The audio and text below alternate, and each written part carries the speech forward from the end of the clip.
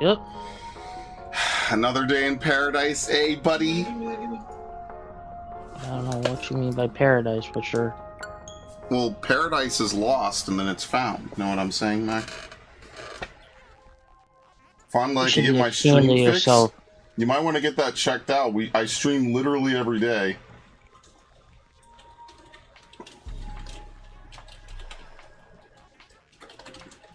What time is it? 7:50?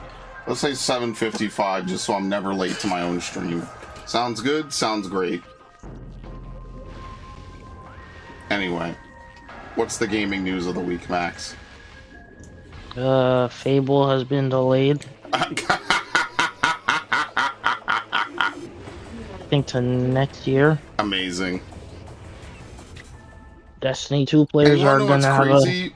It's it's not going to be as good as the old Fables. You already know it's doomed from the start. It's not. And apparently 007 First Light is really, really bad. Chozo ruins. Like, James Bond Superior is a woman. He gets saved by a woman. Whatever, bro. Anyway. I just want to play the fucking game, and I already know I'm cooked, so... I like how you had to tell Narg not to be weird about Kenna. Yeah, I would prefer if he kept his comments to fictional creatures and people that are above the age of 18. That would be nice. That's like my one limit. Otherwise, I don't really care what he does. Oh, yeah, I hate this. This is one of the worst rooms in the game, by the way. Specifically because you have to kill the Chozo ghosts every single time you come in here. Like, no joke. This is one of the worst rooms in the game. And without the X-ray visor, they just show up like this, basically.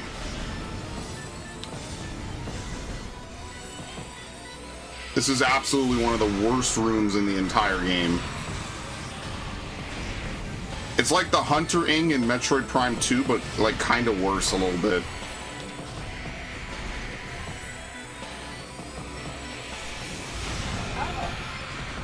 There.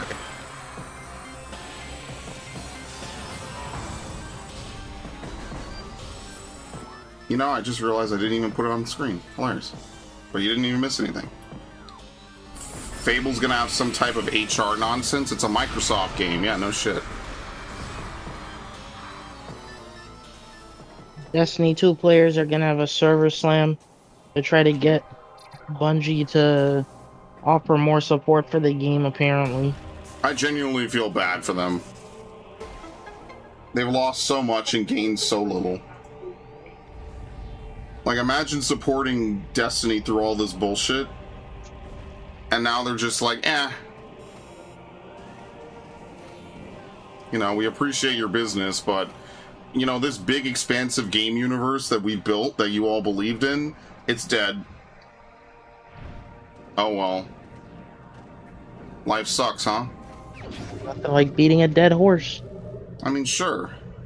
You're right. I don't feel bad for Bungie. I feel bad for the people that invested money and time and effort and goodwill into Destiny just to get completely cocked. That's who I feel bad for. I feel bad for whatever decisions told them to release a sequel when they could have just kept adding to the first game. There's a lot of things I feel Eventually bad for. ports that first game to PC. There's a lot of things I feel bad for, but that's not one of them. Destiny 1 wasn't on PC when it came out.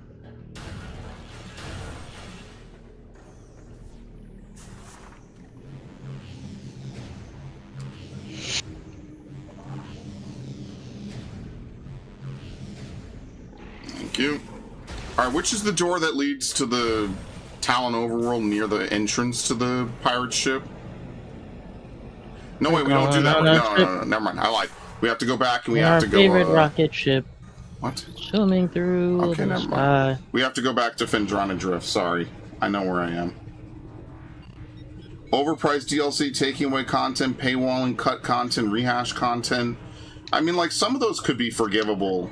But, like, I think the biggest problem is removing content out of the game and not, like, at least reworking it just feels wrong. I love how this thing's fucking immune, by the way. It makes no sense whatsoever.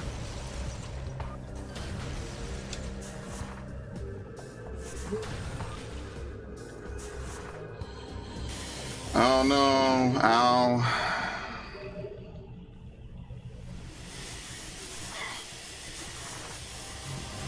Okay, whatever. Is this the side you can't get out on? No, it's fine.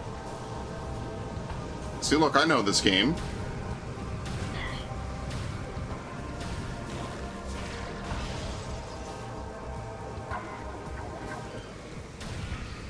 Wow, what a genius, huh? Oh, they're just weak.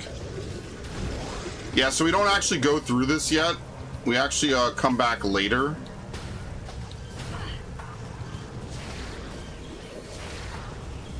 Nice.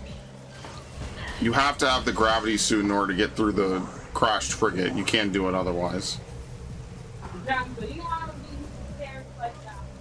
I paid for 3 DLCs that are no longer in it. You didn't even get a refund. That's crazy. How did the Better Business Bureau not get involved? Like, what the fuck? How could they offer up a game and then take it away?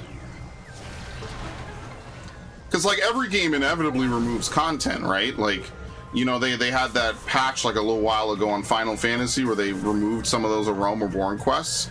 But, like, I feel like it's different. If, like, imagine if they removed, like, an entire fucking expansion right out of Final Fantasy. Like, that would be, like, completely unprecedented. It would be so wild. 3 DLCs? 3 DLCs are no longer in the game. What DLCs are those? What was it? Red War or some shit? Red War was the main story. That's no longer in there. Wow. Because when you start it up, it's just Destiny New Light. Well, Destiny New Light's the main story, the new main story. And how could you just end it, man? Like, really think about that. Like, you know the story is not done, so Destiny is just always going to be this incomplete fucking game for the rest of eternity. That's gotta suck. It will just never be completed now. Because you know there's no way they're going to get Destiny 3 out. Like, even if they had the money, who's going to back them? Who's going to be like, yeah, I'll buy another Destiny game that they might remove content from and shut down? Like, you know how much of a hit this is? This is a complete vote of no confidence. Like, yeah, the game's not going offline, but the game isn't finished, you know? It's like, it's not like the story's over. They just are no longer going to be selling it.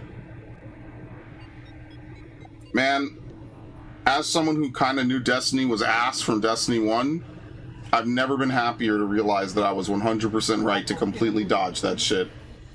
That was, like, very hyper-prescient of me to know that it was going to be garbage. I've never been prouder of myself. I knew the assignment and I executed it flawlessly.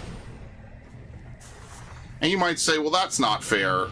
But ironically, it is incredibly fair. I even knew in Destiny 1 that their balance was fucking dog shit. You can't freeze these? Oh, there you go.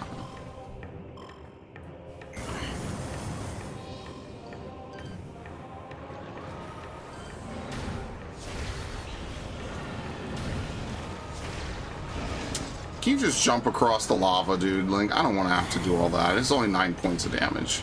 There you go. Mom, I'm not doing all this other shit. Be over there.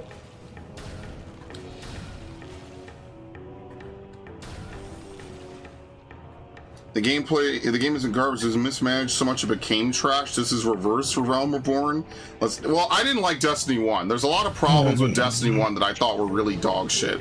But that's me, right? Obviously, that's my opinion. It was obviously a good enough game that people literally dedicated so much time and energy to it. I just didn't like a lot of Destiny 1. But yeah, everything I've heard about Destiny since has just been dog shit. Like, again, I say this all the time, and I'll be a broken record about it. Why the fuck did they release a new game for Division and Destiny? Why would they not just say, hey, let's have an expansion? Every other successful series I know does this. Why the fuck was Destiny and Division so hellbent on not releasing an expansion? Hello, Narg. It doesn't even make sense.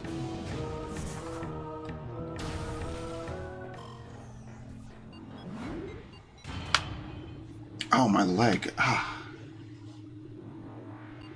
Division 2 is ballin' though. Yeah, but I don't know, man. I kind of like the first one a bit better. I like Survival. I like that the Dark Zone was continuous. I feel like Manhattan just felt better. I didn't really vibe with DC. Survival was genuinely the most fun battle royale I think I've ever played.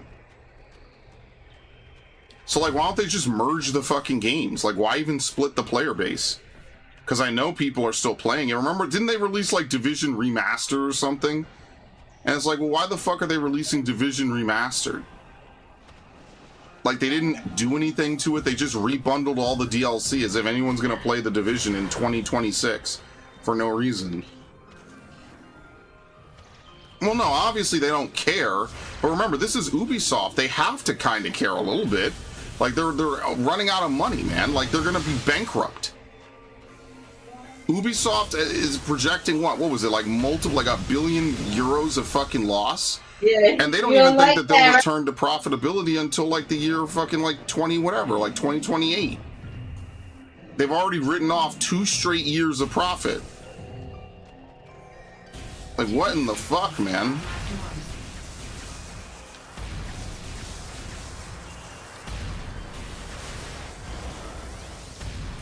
Man, you never get to see this attack.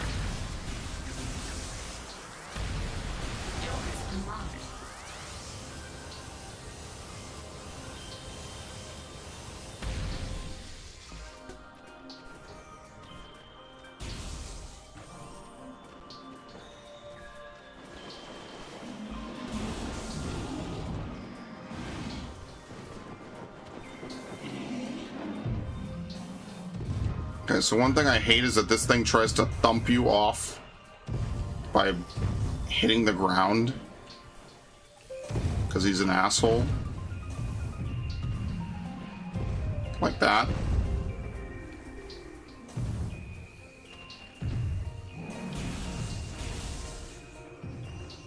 Ubisoft is probably scrambling and doesn't know what to do, then they're stupid. And then all those people that work on their board who have all these fancy degrees and everything are stupid.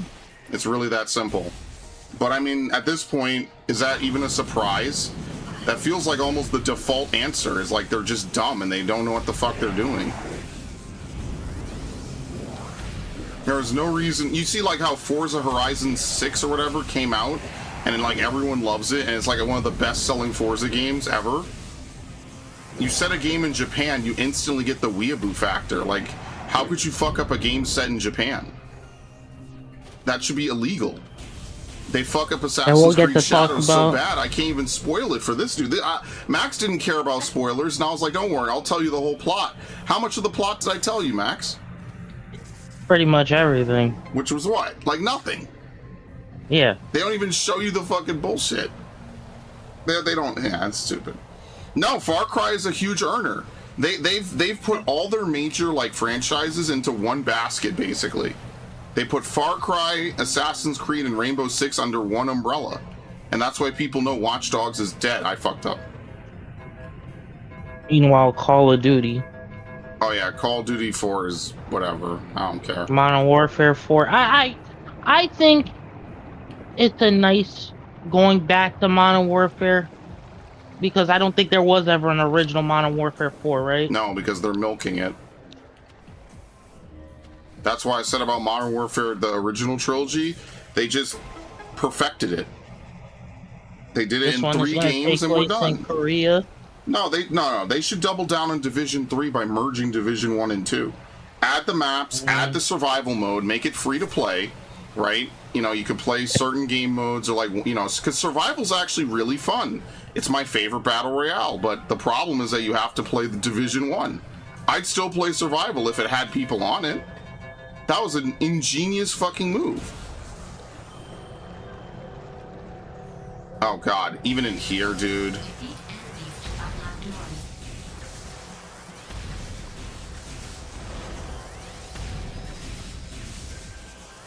Yeah, that line, defeat enemies to unlock doors, is not in the original.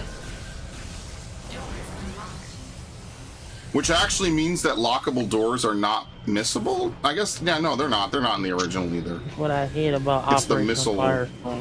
It's the These missing guys want to be on the launchers. roof of that building? Alright, I'll blow the roof of that building. Hey there, please.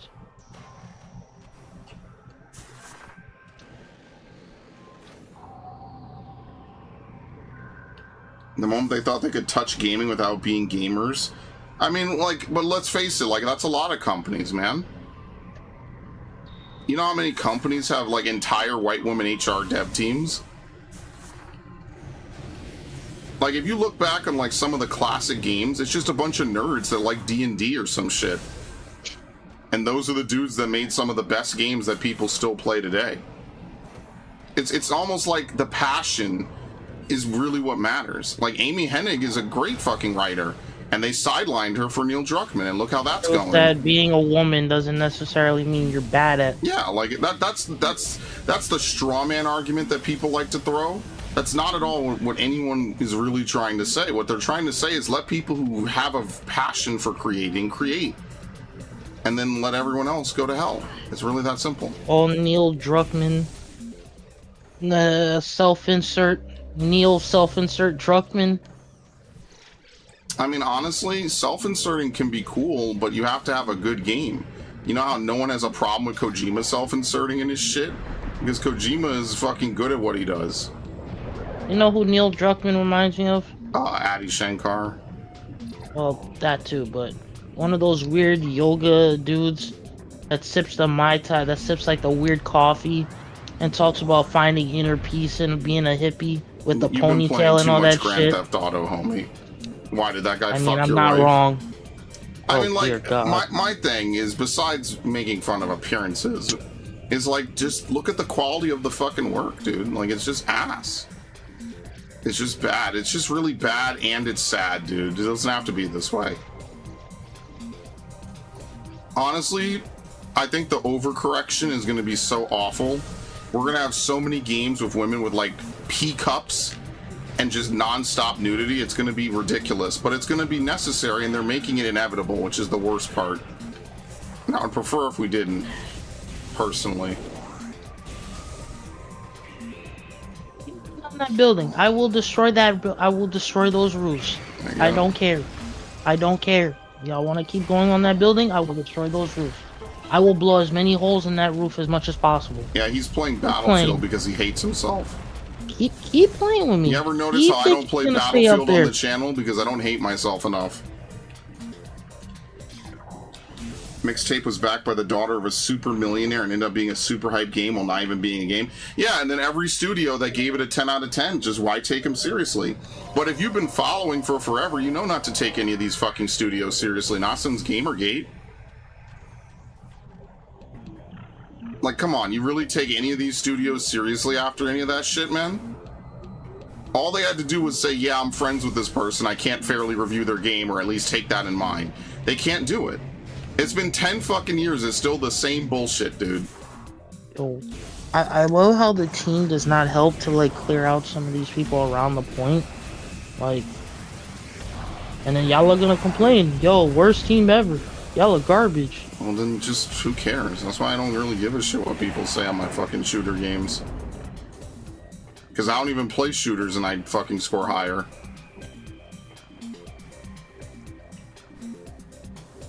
A coin. Oh, shit.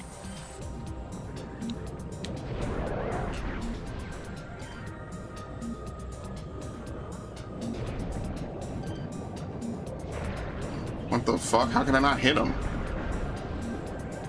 That was really weird.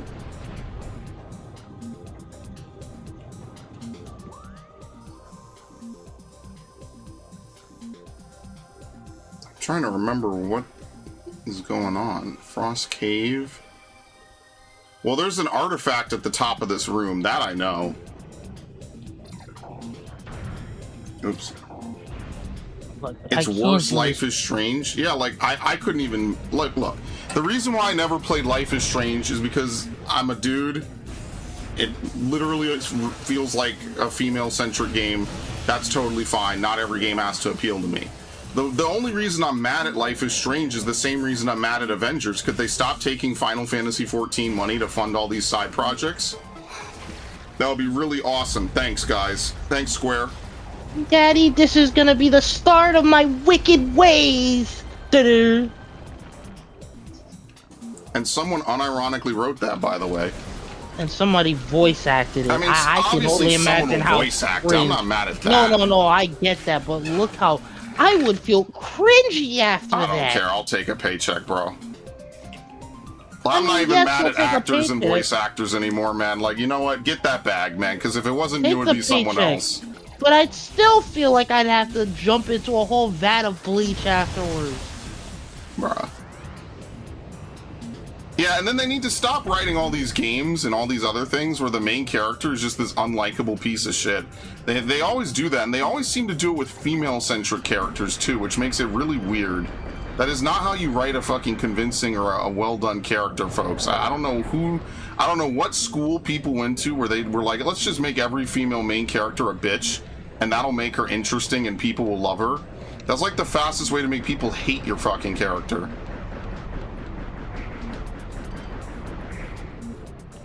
I'm like stuck.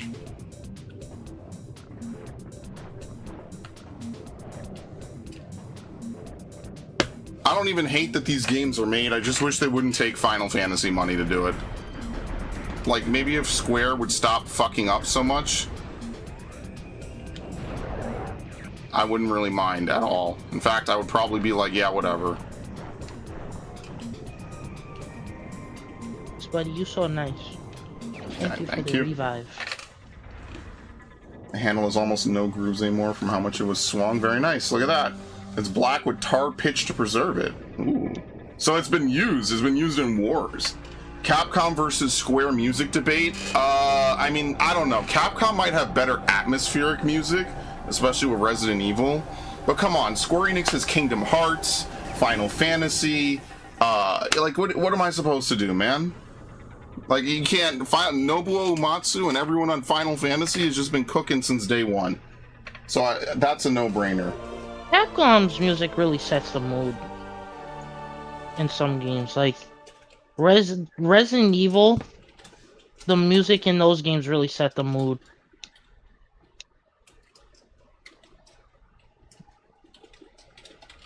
My team is garbage. I am number 3 on the leaderboard of my team. That's not possible. That shouldn't be possible.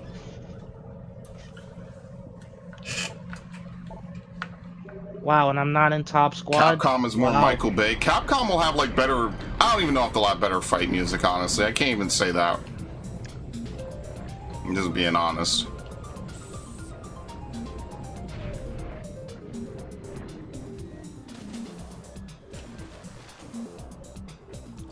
Isn't there like a... You can't get this, right?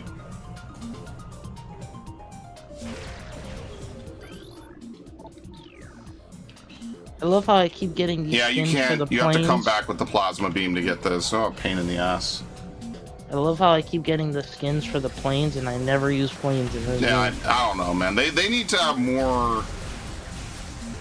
I'm more mad that there's no naval combat in the base game. Like, that was such a huge... Battlefield 4 is definitely like an incomplete game.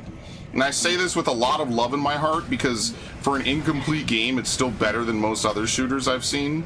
But man, like, what the fuck went on with... Hello? Excellent. Ow. Should have super missiled all of them. Okay, very nice. Battlefield 6 is the epitome of it could always be worse, basically. It could, yeah. No. It could always, it could be Black Ops 7. Yeah, it literally could be Black Ops 7 or Modern Warfare 3 or anything else. Hang on. Modern Warfare 3 is not... Okay, here... I don't think it deserves it's not a good game. I will admit it had its hiccups and all that. But I do think it's not as bad. I think it deserves I just heard the Warzone It's kind of like campaign. the Phantom. The worst. Yes, the campaign was the worst. The campaign. Yeah, was like the worst. that's what I'm saying. Is like, how, like, we can't even do a basic 5-hour campaign anymore in COD. We have to use Warzone assets and Warzone missions. Like, really, dude? Somebody put up a. There's no way COD is that down bad, by the way. Just, I have to really be specific about this. There's no way Call of Duty does not make enough money to have a 5-hour campaign. Somebody put up a tweet and it was like, yeah, Call of Duty Modern Warfare 4's campaign can be played offline. And people were like, why is that something to announce? Why is that such a big deal? Because there's a lot of games where you can do that. But I mean, yeah, like, I agree. It's kind of silly.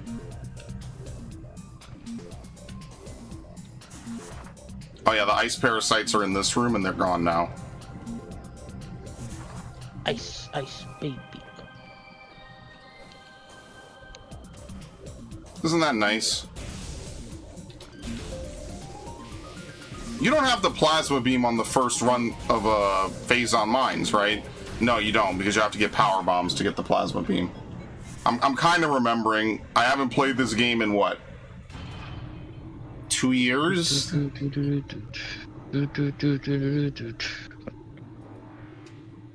Ice. I think the gravity suit is Samus's best looking suit by far, by the way. It's beautiful. So naturally, it's not in Other M. Listen, we always accept Other M slander in this stream.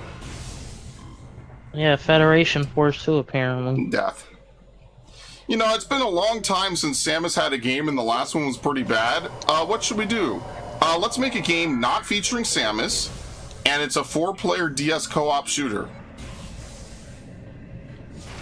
Were they surprised? Please tell me they weren't surprised when everyone was like, what the fuck? I didn't buy that game. And I'm one of the biggest Metroid fans of anyone I know. And even I was like, fuck that. The only thing this game is missing, I know she's in Federation Force. That's like the Cope answer. The game doesn't feature her. I don't care what the fuck the game does. I know, she's in Federation Force. But I don't care because I don't play as her and it's a bunch of generic Federation troops and the game looks like Chibi Robo. What the hell were they thinking? Now maybe that last part is a little bit of a whatever, right? Because I played plenty of games that changed their art style like Zelda. But holy fuck, what were they thinking? Yeah, like, why couldn't it have just been a side game mode in a new Metroid game? You know, it's the Metroid timeline, bro. No one cares. Just put some games in the fucking timeline, dude. It's like the Star Fox timeline. I don't even need the Star Fox timeline to even make sense. I'm gonna be honest, like, timelines are for, like, animes and, like, serious shows like Game of Thrones. Like, I don't care about all this other bullshit. Which I don't know if you guys saw, especially Warlord, but they're replacing all the Starks with black actors in the new play or whatever that they're making. It's not made by HBO. I didn't even know that it was getting made until I saw that. I really hope it's fake. I haven't looked into it too much, so that I'm really hoping it's fake. Fuck Crystal. All my homies hate Crystal. I don't even hate Crystal. In fact, I was talking yesterday with Dax. I was like, why don't we get a game that's all about Crystal and her family? And trying to figure out what the fuck happened to them since she basically forgot all about it. See, but that's the thing. People hate Crystal because of all the bullshit and all the bad writing. I genuinely think Crystal's one of the best parts of the lore. But you have to be willing to play the fucking game. I don't think she's useless. I think she's a really strong character in Adventures and Assault. And then they literally use her as a plot device in fucking Command, and it's awful. Why haven't they done that yet? Because Crystal is a leftover from when Star Fox Adventures was Dinosaur Planet, which was a rare game. And they basically just didn't get rid of her. There were 2 characters in Dinosaur Planet. I don't know their names, obviously. But Crystal was basically what was the female one. And they basically had the plot more or less molded around her. Which is ironic because she's only in Star Fox Adventures for maybe like 20 minutes tops. Out of the whole like 8 or 9 hour run, she's barely in the fucking game.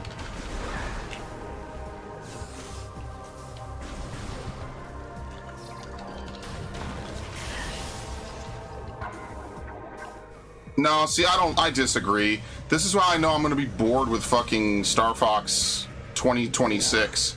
I already know I'm gonna be bored with it, okay? Like, I already know deep down I'm gonna just play it a couple times and I'll be like, oh, yay, it's Star Fox 64 again. Like, I do think that there's a way to implement Crystal in the game. They just haven't really done anything with it that really makes her stand out. Like, instead of having yet another Fox tries to deal with his feelings for Crystal game, why don't we have something where, like, it's more on Crystal's side, right? Like, she's trying to reconcile that her past has mostly been unanswered for 20 fucking years. Not, you know, in universe. And she's trying to come to terms with that. Like, I never found out what happened to my family because I forgot, because I guess I'm fucking stupid. Seems like a no-brainer for me.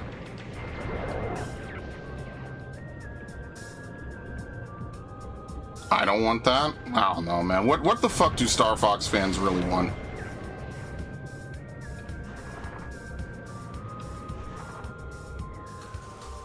Don't really. I mean, ultimately, I guess we just get what we fucking deserve, huh? We just all play Star Fox 64 over and over and over again.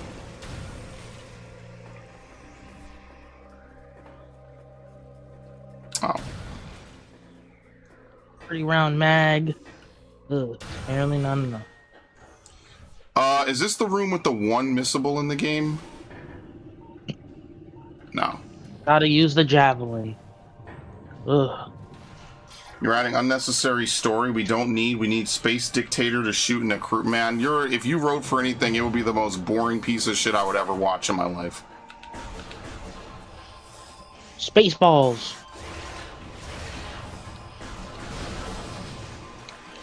No offense, Raiden.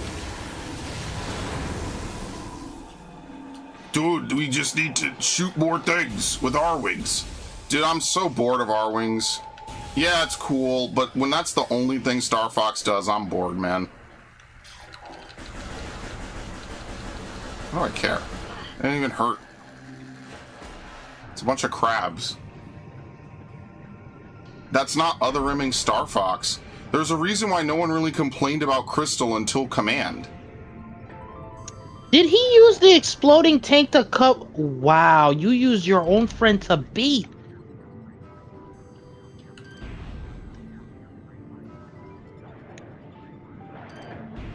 Oh yeah, these are missables, I believe. The Aqua Pirates. They're just slightly reskinned and retooled flying pirates, which is kind of funny.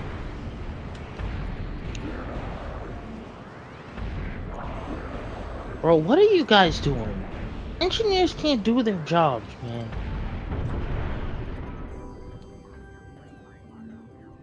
Having a fun one, huh? Try to blow up a tank, I can't get any cover from my teammates. That's why I don't play that shit, man. I mean, like, I should, but, you know, that's why I don't really enjoy playing Battlefield team modes. The minute you put vehicles in Battlefield, I stop having fun. Because basically I need my teammates to fucking kill dudes, and they just don't do it. And then, like, it's my fault. It's like, oh, well, you should have played Engineer. Well, great, well, who's gonna give us ammo? So... Well, why can't Star Fox have story? Like, that's what I don't understand. I think that Star Fox Adventures is one of the coolest games of my childhood because it's so different.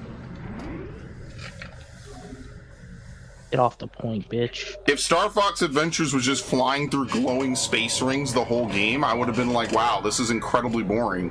Because it's at least partially Zelda, I was like, okay, this is kind of fun. Oh, we have to power it? Yeah.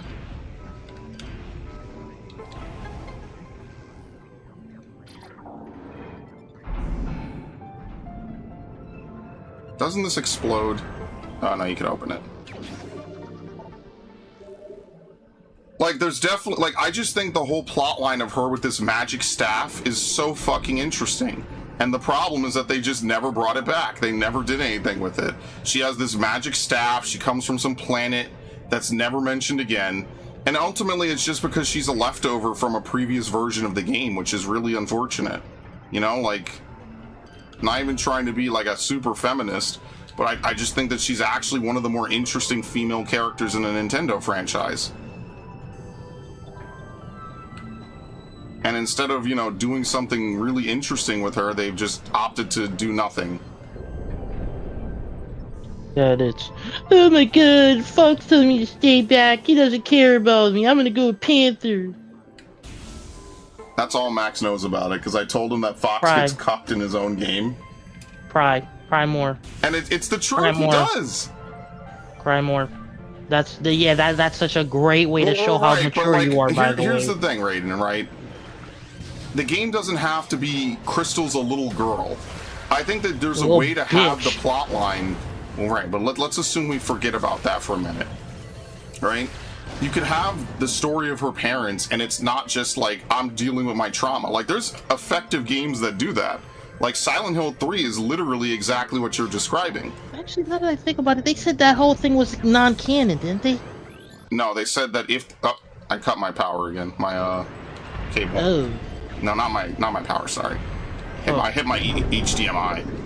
Like, Silent Hill 3 does exactly what I'm describing, almost to a T, which I think is one of the Never best heard of parts Silent it. Hill 3, actually. Heather Mason, it's basically the biggest sequel to Silent Hill 1, actually.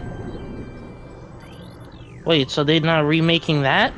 Maybe they will someday. They're gonna remake 1 first, and honestly, 1 deserves it.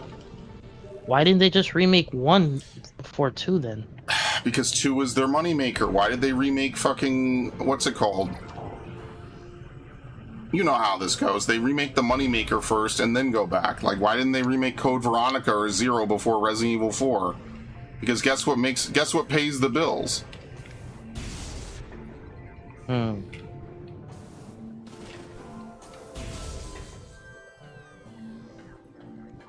Unfortunately, but that's the world we live in, right?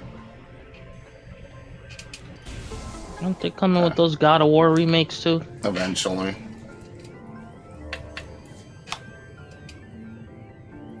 Okay, let me run to the bathroom real quick. I'll be right back. Yep.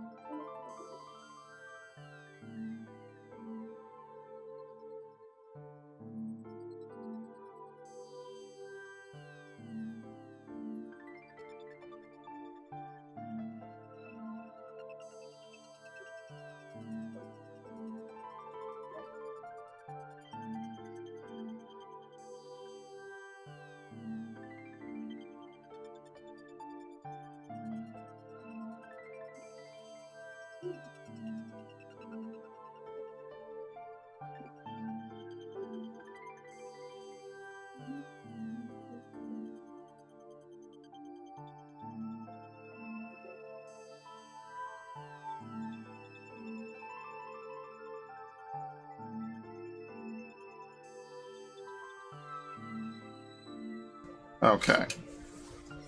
Don't you play through trauma on Silent Hill? Yes, that's what makes Silent Hill fun, is because it's sometimes a very good exploration of mature themes. Kind of weird what happened with Silent Hill 2 to Angela, though. Well, I will say it's more like she just can't forgive herself, which I think is the tragedy of it. I mean, Silent yeah, Hill but 2 is she not was a happy victim. ending. It's not a happy ending, man.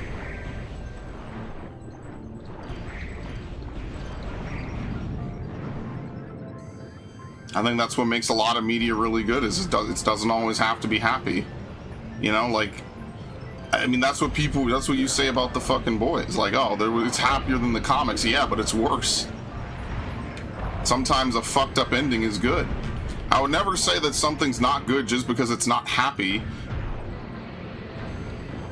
The reason why I don't like Dead Space 3's ending is because it's unsatisfied and obviously leads off on a fucking cliffhanger. And that might be the biggest complaint I have about it. Whereas if they did just have it end and they just go home and that's it, it would have just been better. And if they never made another game, I'd be like, okay. Well, Instead, I play Awakening and it's, oh. They could have just had them fly home in Awakening and that's it. And then that would have been a better ending. Could have fucked with us one last time. Maybe this is all a hallucination. Maybe they are necromorphs. They even say as much in the fucking game. Okay. Is this? Maybe we're necromorphs. Is Maybe this what you're it an feels idiot. like? Yeah, maybe you're an idiot, Carver. Carver just smacks Carver, him. just keep shooting shit. Carver just smacks Isaac. And then, oh, the ending of that DLC evolves into, what is it, Carver versus Isaac?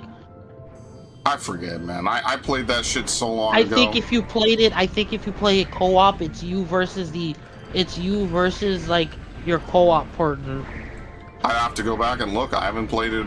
I played Dead Space 3 once. So if you were ever around for the Dead Space 3 playthrough, this is a missable, by the way. If you were ever around for the Dead Space 3 playthrough, congrats. I played it exactly once. And then never again.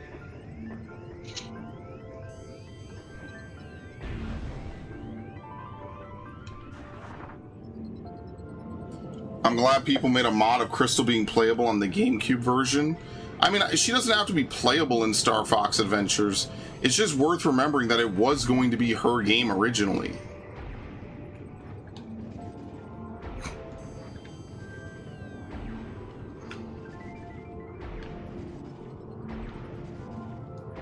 Got it.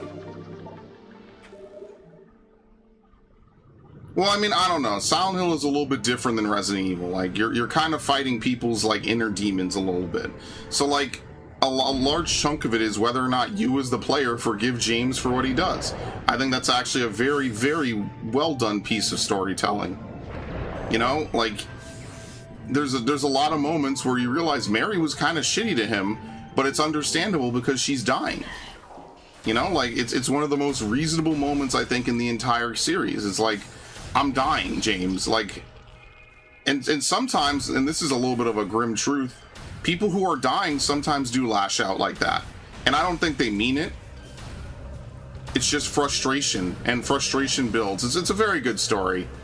Silent Hill 2 is one of my favorite stories I think I've ever played in the game. And that's why I wrote that essay about it. It kind of started as a shitpost, and then it actually became an essay. My professor liked it, which I thought was really awesome. I got to introduce some random normie English professor to Silent Hill 2. That was pretty fun. You don't get to do that every day.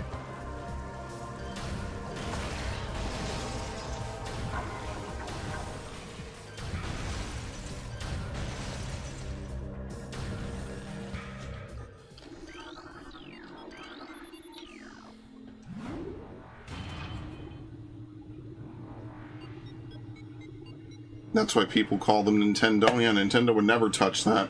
Can you explain to me why her body was in the back of his car when he goes to Silent Hill, chasing a letter from his wife? Because he hallucinates that the letter is real. If you examine the letter throughout the game, it gradually fades and becomes a blank piece of paper. That's the whole point. He had a mind break. His mind collapsed in on the fact that he murdered his wife. That's actually one of the coolest details of the game, is that the more that you play it, the letter actually fades away until I think it even disappears out your inventory. How is that? That's stupid. That's fantastic storytelling. It makes you, the player, doubt what James is saying. He's an unreliable narrator. I think that's one of my favorite storytelling. I shouldn't even come back here yet.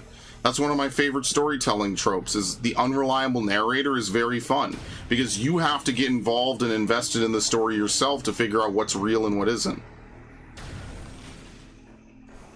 Like, obviously, we could just write a story where we tell you everything you need to know, or we could give you enough pieces that you could put it together yourself, and then you could solve the puzzle. And I think that's one of my favorite things in a game. So, like, the example I'm going to give does it kind of ham-fistedly, and I'm not going to go into it because it's spoilers, right? But we just got done playing Resident Evil 9, and Resident Evil 9 does that. If you follow enough of the clues, you could put it together yourself. Now, granted, it's not like it's some secret code you need to know, right? Like, it's not like this is some crazy, like, puzzle you have to solve. But it's still cool that the game trusts you enough with this information to do that. I think that's a level of player integration and player involvement that more games need to do with, as opposed to just telling you a story up front. Sometimes telling a story is awesome. I'm not going to sit here and tell you it's not. But sometimes it's cool when they give you, the player, that agency, that thought, that figuring stuff out. Do you trust this character? Do you do this? Do you do that? I think that's really fun. That's one of my favorite things that a lot of games do. Oh yeah, we need to go in this way. That's why I'm so mad about Pikmin's story, because Pikmin insists on having a fucking stupid story that doesn't make any sense. Like, Pikmin 4 literally cannot be canon with anything else in the series. It's actually impossible. It has to be a soft reboot. And that's what pisses me off. Star Fox just does weird shit. Command should never have been written the way it was. If they wanted to, they could have had different, like, stories, but the same general, like, premise.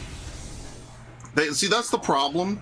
Too many games and too many TV shows become relationship slop, as I like to call it. They focus too heavily on the relationships of the main characters, to the detriment of their actual story.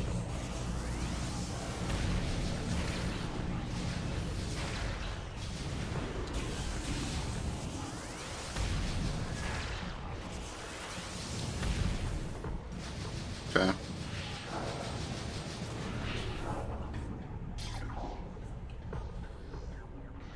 He's just sitting in there?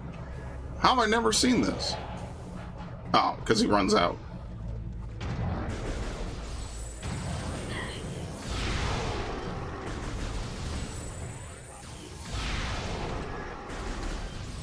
Especially if you're going to have a game about, you know, like a city that preys upon your fears and insecurities.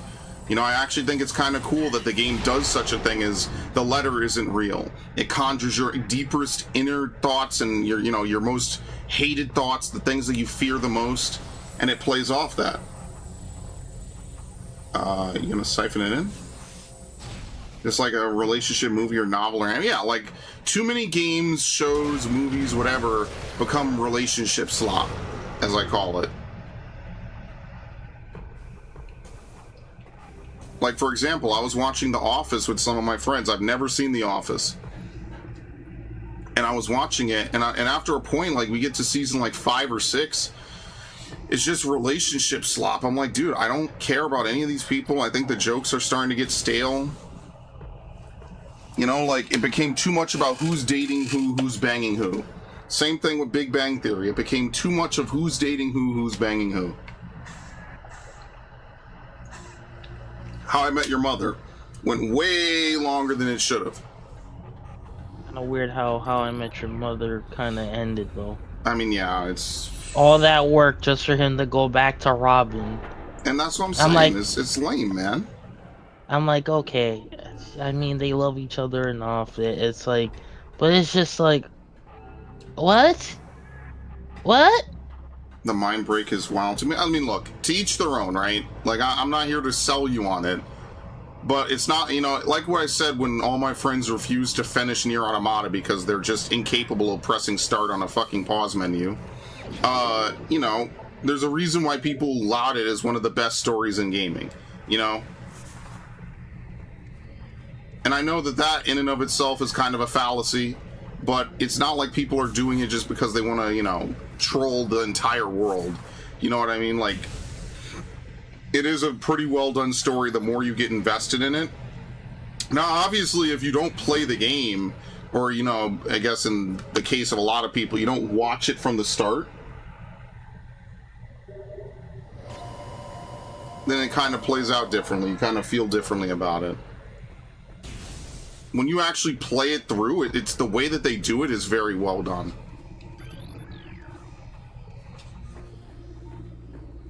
There it is.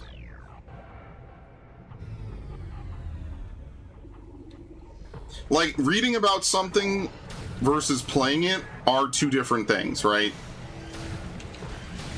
I say this very much as someone who's done both. Sometimes you have to see how good or how bad something is, right? Like, would I have believed that Last of Us is really as bad as it was if I didn't, like, actually see the cutscenes myself? Of course not. I would have thought people were, you know, like, hyping it up or doing too much. No, they were pretty much right on the fucking money.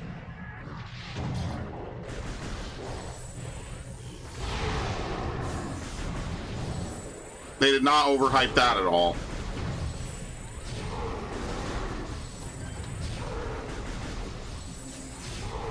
He just stood there. What the fuck is going on? Don't we get the power troopers or something here?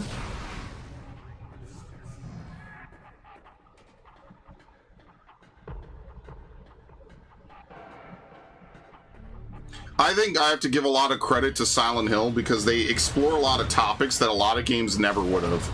They would never dream of exploring some of these topics, and I think that makes it worthwhile. That twist when it came out was so innovative. Now, not so much, like with anything, right? Like, to be fair, even the plot of Final Fantasy VII is just kind of like a rehash of Chrono Trigger a little bit. It's basically almost the same story, just one is a time travel story and the other is a more present, you know, psychic whatever story. But look, I'm not gonna lie to you, there's plenty of stories I look at and I'm like, this is really what y'all are saying is the best shit ever? Literally me playing GTA 5, the way people glaze that fucking game.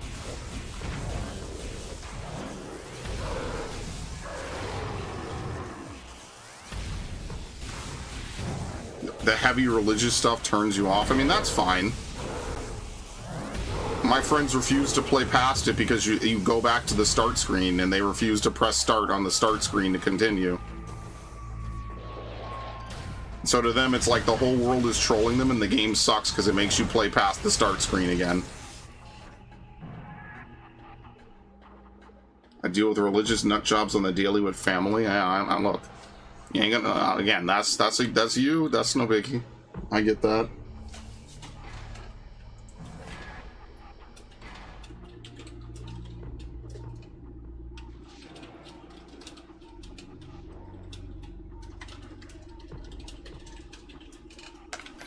Okay.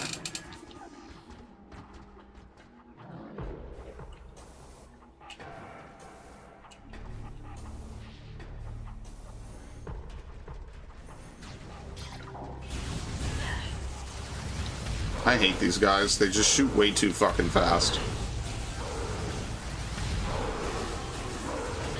Yeah, this is also another reason why the Wave Buster's kind of goated at this point, because you could just kill these dudes with no problem, but whatever. It's not the end of the world.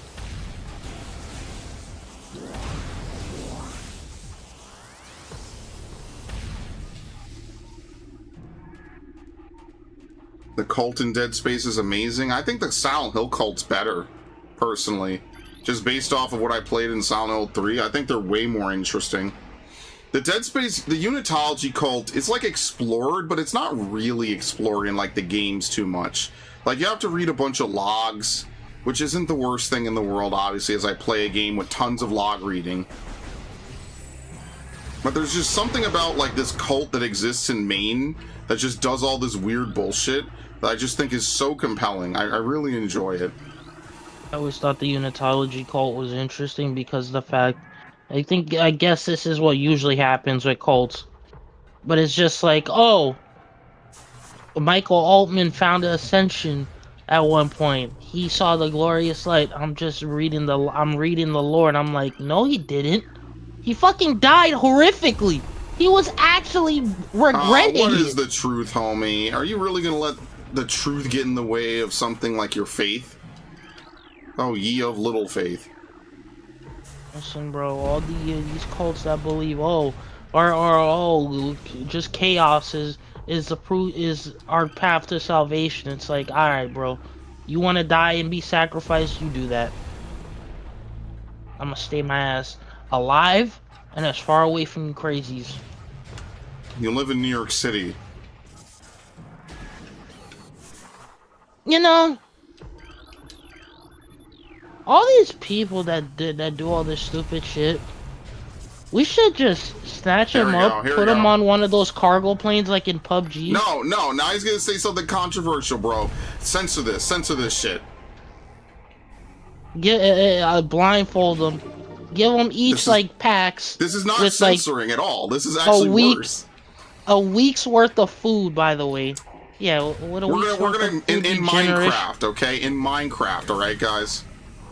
Week's worth of food should be all right. Yeah, in Minecraft. Yeah. Make sure the island's barricaded off. We got battleships ready just in case they try to leave. He's a developer, guys. You guys got a problem with the way the government's run? You can go live on that island and make your own government. Yeah, I'm sure in you'll last Minecraft, long. you know, like how they have those servers where like people pay money and they do Yeah, in stuff. Minecraft. Yeah, in Minecraft, obviously, totally. And then the people who become deranged and feral will become creepers. Well, they're already creepers, but we just don't want them here. Get out. Son, get out. There you go. But yeah.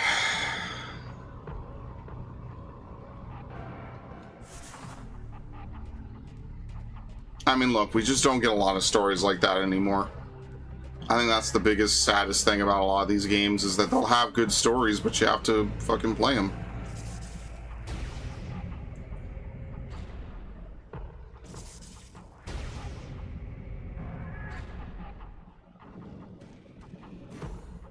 And no one plays video games. That's weird. Yeah, look at First Light. Clearly.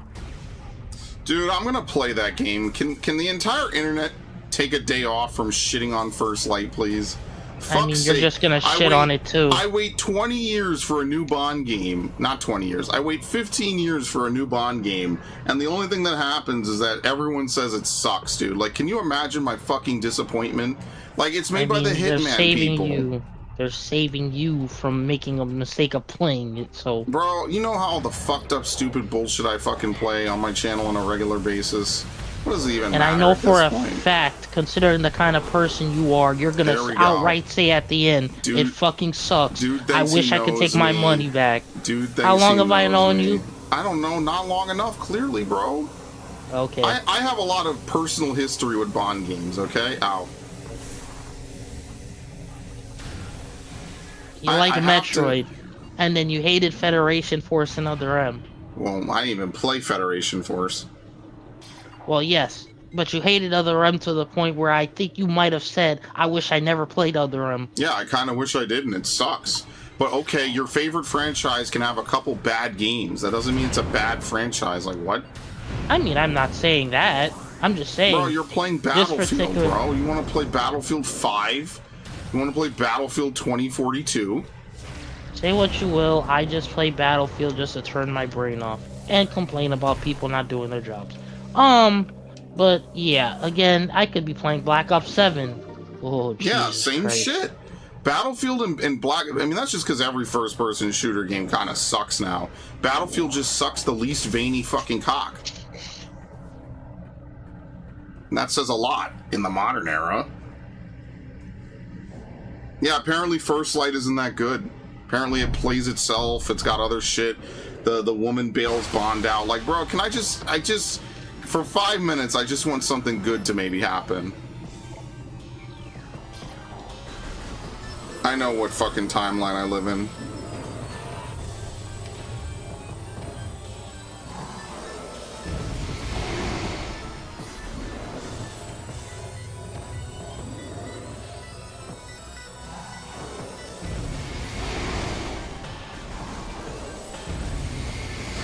Anyway. Well, mixtape isn't a video game. Mixtape is an industry plant that is neither... It's an indie game that's neither indie nor a game. Come on, you know this. The start of my wicked ways. It's like the fucking Barbie movie all over again. I like how you can't even kill him with the fucking missiles afterwards. That's We're fantastic. gonna look back on this and be like, you know, we got mixtape. Y'all remember how bad Last of Us Part 2 was? Don't worry, knowing Jeff Keighley, he'll give Mixtape Indie Game of the Year over something that actually deserves it. Don't worry, it's coming. In case you need any more reason to not take his show that seriously. He'll do it. Just like when they gave Last of Us every fucking award and then made up new awards to give it. When the only award it really should have won was accessibility in gaming, because it was the most accessible game that year, I think. Don't worry, it's coming.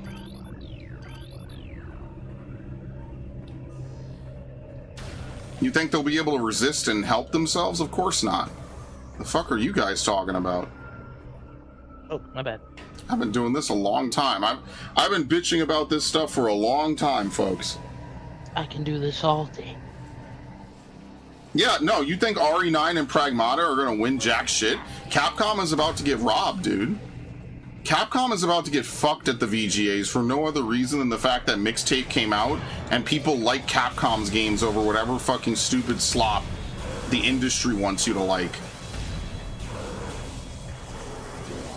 Resident Evil 9 is a perfect example of doing the trope that Americans in the West like to do so much correctly. They did not have to cuck out Leon to make Grace better. That alone is already, like, insane. Someone at Capcom was like, you have to do this, otherwise the Americans won't like it. They don't do it, it's Game of the Year, basically. Think about that.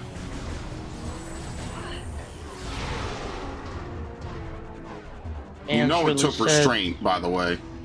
Man's really said if Cal dies in the third game, I'm quitting Star Wars. Yeah, if Cal dies in the third game, I quit on the spot. Just break all his record himself break all breaking the all Legos, his... go into the other room, shred all the books. I have a bunch of the, like, Lies of the Jedi or whatever, Shadows of the Empire. Destroy all of that. Fuck it. Oh, by the way, this is the room. So you actually can't even scan this. This is their idea of a comedic fucking boss fight, by the way. Now, thankfully, because you can actually move and aim in this game, you don't have to tank here like a fucking dumbass. You just shoot it.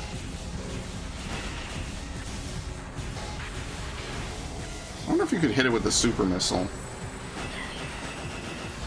Okay, very nice. Well, yeah, I think it was always planned to be a trilogy, but that's the problem. Now that Disney can do whatever, how Capcom shows for American HR, you think that these companies and these consulting groups only have power in America?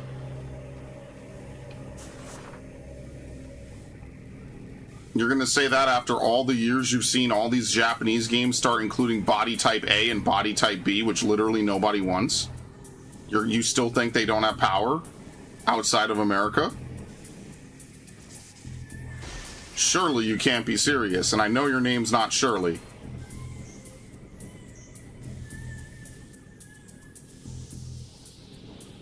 Look at Dragon Age, the Veilguard. No, I mean like Japanese game. Look at anything Bamco is doing right now. Did you not see Code Vein 2?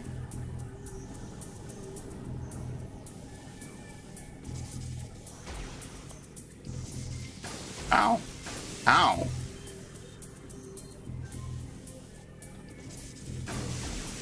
What the fuck? Can I just roll in this?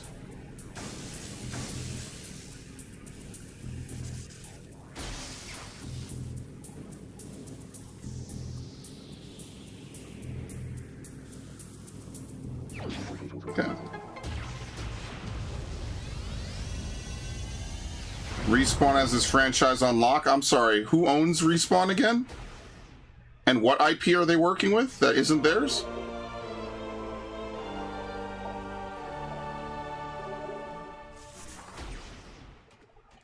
Bro really acts like Respawn is just immune to everything. Oh boy, do I have bad news for you.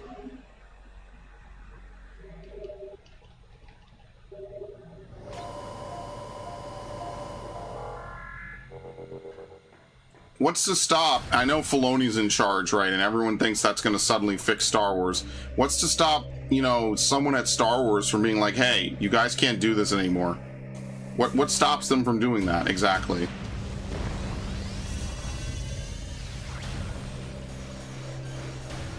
Spoiler alert, nothing. It's their franchise. If they want to say, hey, you guys at Respawn can suck a fat one, guess what? I think they're going to have to suck the fat one, guys. Oh, very nice. They're also going to DDoS my stream. To be fair, we can't even get through Metroid Quarantine A, so there's no reason to even go this way. What you're actually supposed to do is go back, if you can believe it.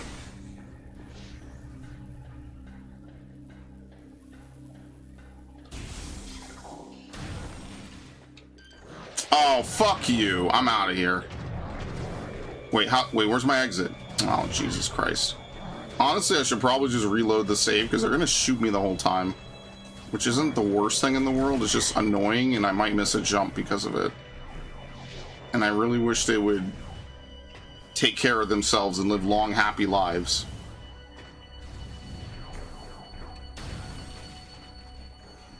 Have a nice, loving life with their, you know, family and children.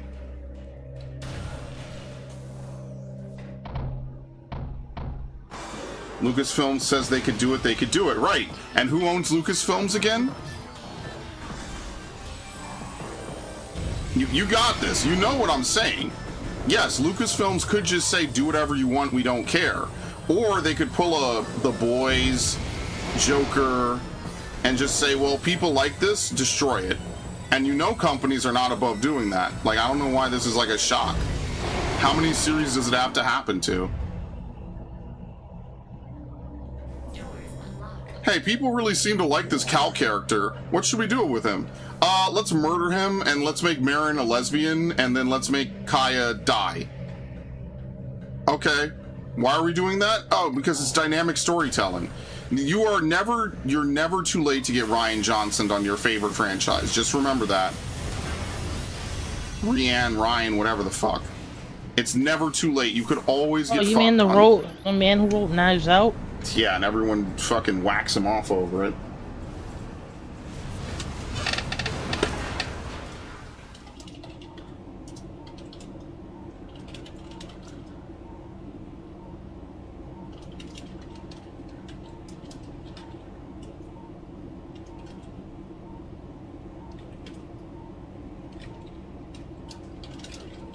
Okay. Anyway.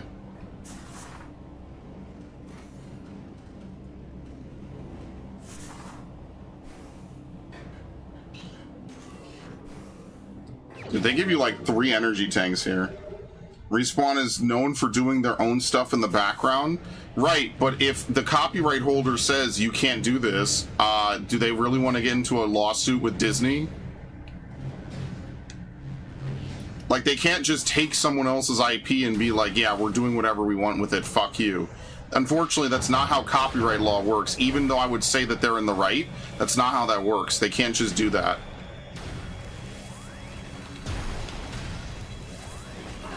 Listen, I want them to do that. Don't get it twisted. I'm not saying this because I want to fucking shit on them. All I'm suggesting is that if they did that, they probably would get into some fucking legal lawsuit. I know that's like Respawn's lore is them getting into lawsuits with bigger companies. Well, I mean, poor what's his name is now deceased, but you know, like that was kind of his bread and butter, right?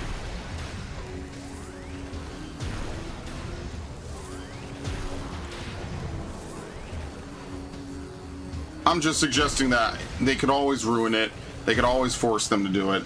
Unless their contract says that they could do whatever they want with Cal, which I highly doubt considering the, you know, the airtight vice script that they have now on all these Star Wars characters. I don't trust anything. And like, honestly, at this point, like, Star Wars is just Star Wars, man.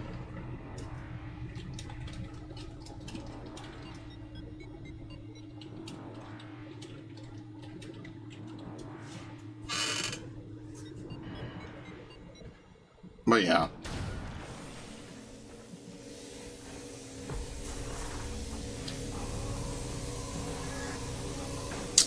It's fucking shit. Thank you. I also hate that every door is an ice beam door, by the way.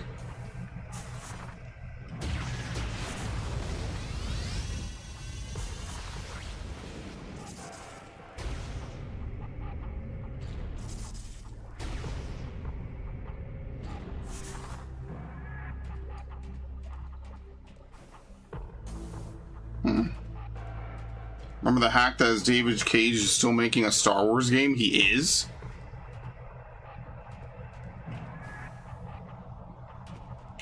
Look, the only David Cage games I ever played were Indigo Prophecy and, what was it? Fahrenheit. No, that's the same one, sorry. Indigo Prophecy, and I played a little bit of Heavy Rain way back in the day. That was actually one of the first big games I got for my PS3. And I was genuinely blown away in 2010 by how beautiful the graphics were. That was like an insanely graphically good game.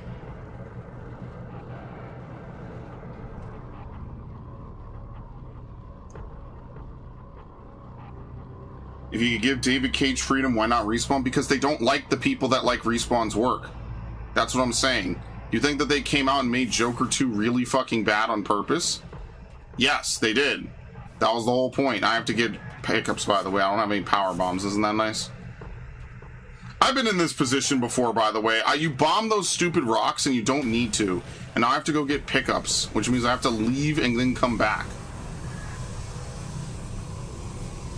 Fantastic. I've outdone myself again. I do this every playthrough of this game. These are heavy turrets.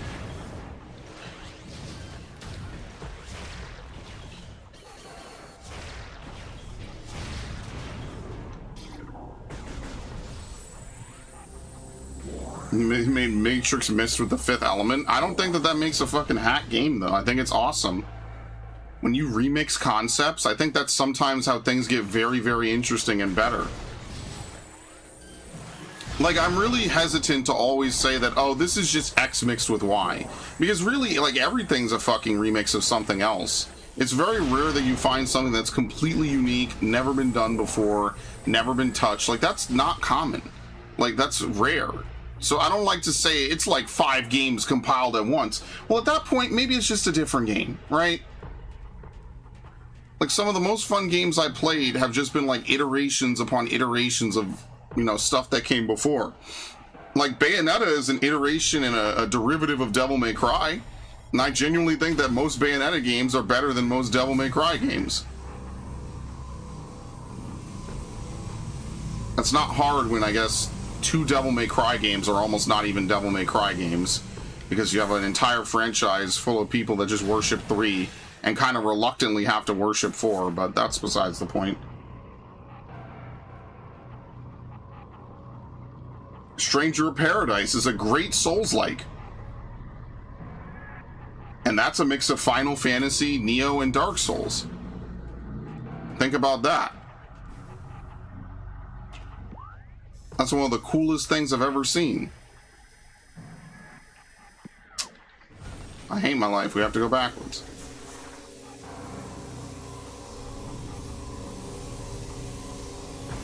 Okay, whatever.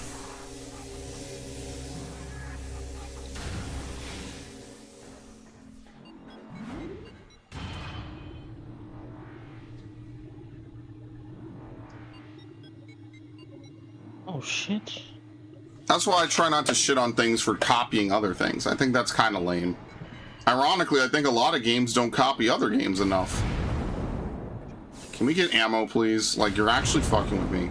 Come on, why am I getting missiles and I have no power bombs? Dude, this game is trolling me, man. Like, seriously.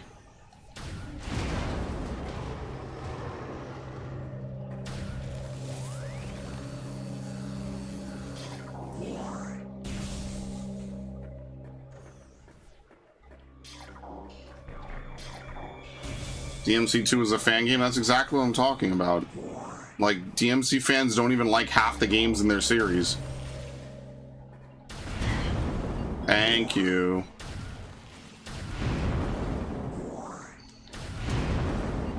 Giving me missiles when I have 0 power bombs is crazy. I don't even, it's not even like I'm low on missiles. I have 91.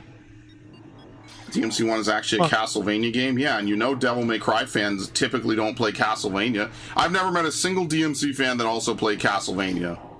That entire argument solves itself. I've never seen that.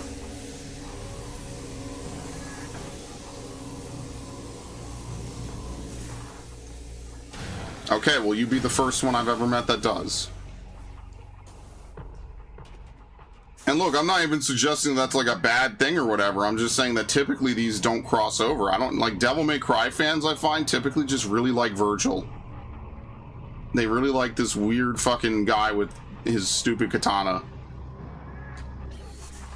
And look, Virgil's cool and all, but it's kind of like how DBZ fans like absolutely like jack off the same 3 characters. I don't know. We all like weird shit, okay? This is not to shit on anyone when you like one thing and they don't like it. Like I'm not saying that.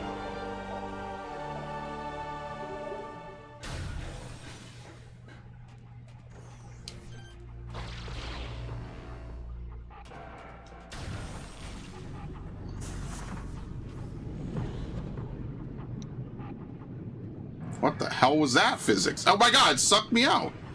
Get in there. You get in there and make it about yourself.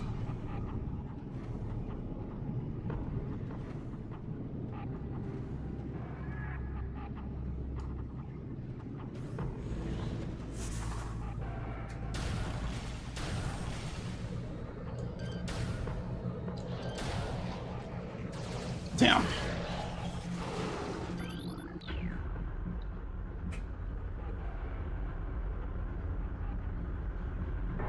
Wait, did we not turn it on? Oh. Listen, you don't have to convince me of this. I believe you.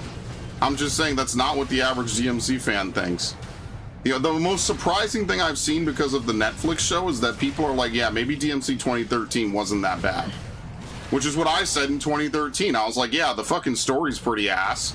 But as far as gameplay goes, I actually really enjoyed it. I thought it was okay. Now it seems like because of the fucking Netflix show, people are like, yeah, this dude Adi Shankar can't write. It's the same thing happened with Halo 5 after the Halo show. Basically, every fan base is discovering what happens when you let HR departments write your favorite shit. They pretty much ruin everything. Even the shit that you thought was comically bad suddenly becomes good. Like, imagine if they make a Metroid TV show and they hand it to Netflix and they don't even let Sakamoto consult on it. Then am I going to turn around and be like, you know, at least Other M was a story even if it's bad? Shit, I'll say that now so you don't call me a bitch later. I've even said Other M has good parts of its story. Now imagine if Other M looks like Shakespeare compared to that. Look, I don't even hate DMC2. I agree with you. It is an improvement on 1. But most DMC fans, I think, are really just fans of 3 and reluctantly fans of 4. Apparently the vanilla PS2 version, or the PS2 version of Devil May Cry 3 didn't let you do all the crazy tricks or stuff. No, that was a special edition. So that's actually even a better point. Most of these DMC3 fans are just special edition fans. Which, I mean, in fairness, right, like, it was the better version. Like, let's be fucking honest here.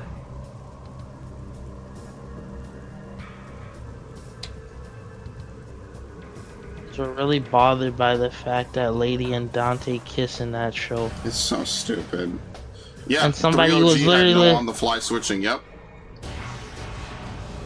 Somebody was literally just like, I don't get it. What's the problem with Lady and Dante kissing? Y'all are making a big deal out of nothing. Somebody replies, it doesn't make sense. Dante in the games doesn't care about relationships. Sure, he's fawning over women and thinking they're hot and shit, but he's not actually flirting with these women. It's just, they made normie slop, dude. The sooner people realize that they're not here to make movies and shit that you want to watch, the better off your life will be, I promise you. You know, I watched the 2007 anime ones. Good times. It had a very Trigun vibe. I wonder if that was on purpose.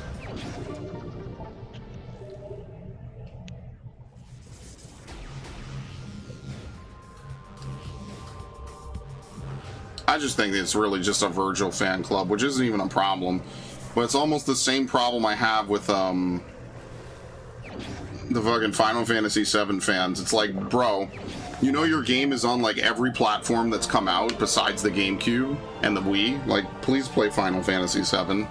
I don't even care if you use hacks or trainers at this point. Just fucking use it, man. Like, I'm really kind of tired of people glazing Final Fantasy VII and then knowing like next to nothing about major parts of the plot. Oh, by the way, just so you don't get stuck in here, they have one of these things spawn in here.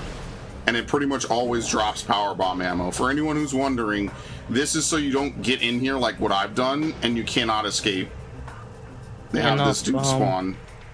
I watched on YouTube this Korean soldier react to like the Modern Warfare 4 trailer, and he was like, yeah, oh, this is like because it's like the part of the trailer when they're going to the store. And they're like, yeah, this is pretty normal. It's all like in good-hearted fun where they joke about the newbie needing rations, so everybody gives them snacks. And like he was talking about the camo they used, It's like how sometimes like the South Korean military would have joint operations with foreign countries. And guess who Listen, makes a comeback in that game, by the way? who? You remember the Ranger storyline in Modern Warfare 2, the original? Yeah, is Ramirez back? No, Corporal Dunn. Oh my god! Not even Yeah. Foley. Not even Keith David. We got done. You know, listen, here's what I was telling Max, right? This summer, and we're going to leave in a little bit to go do Lego Batman.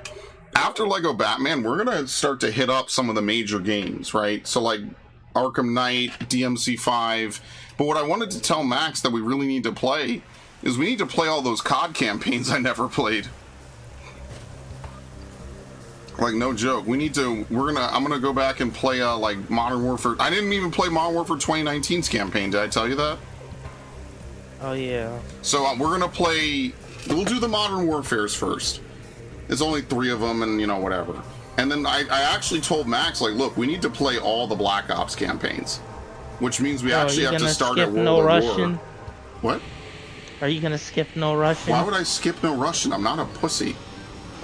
Oh no, virtual people get shot, but when people get shot in real life, they're all suspiciously quiet and have nothing to say about it. Interesting. You know how many people get shot on a weekly basis in Chicago? Oh my god, he drew lolly pictures. This is so wrong, but y'all are okay with actual PDF stuff? Of course. As long as they make me money. For anyone who's actually brain damaged, I was being sarcastic. I realize with a statement like that, I might have to actually fucking clarify. Because I forgot what clown world I live in currently.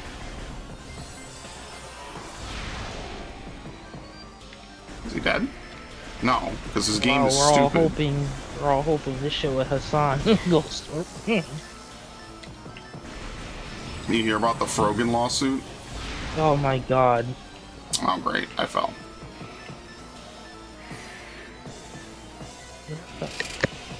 I really like the COD Ghost campaign.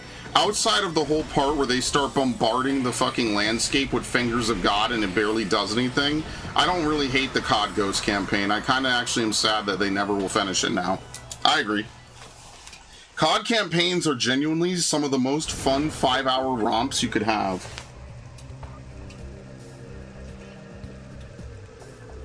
I love how in the Modern Warfare 4 trailer, it's Price versus Ghost. I'm like, what the fuck happened? Did Soap's death really set you off, bro? I don't even know. And I have to play all these, and look, I'm just saying I don't think it'll be better than the classics. I feel like the classics just did it in 3 games. They tied everything No, up. 2019's campaign was pretty good, actually. And the thing that I like to remember is that when I played Modern Warfare 1, 2, and 3, they even touched on some of the plot lines that they didn't finish off in COD 4. Like, Modern Warfare 3 really kind of got the story that they really popularized in Modern Warfare 2 back on track. Because they never acknowledged who the first Horseman was until Modern Warfare 3. It was just always assumed that he died when he blew up the bomb in whatever country. I forget. I don't think they named it.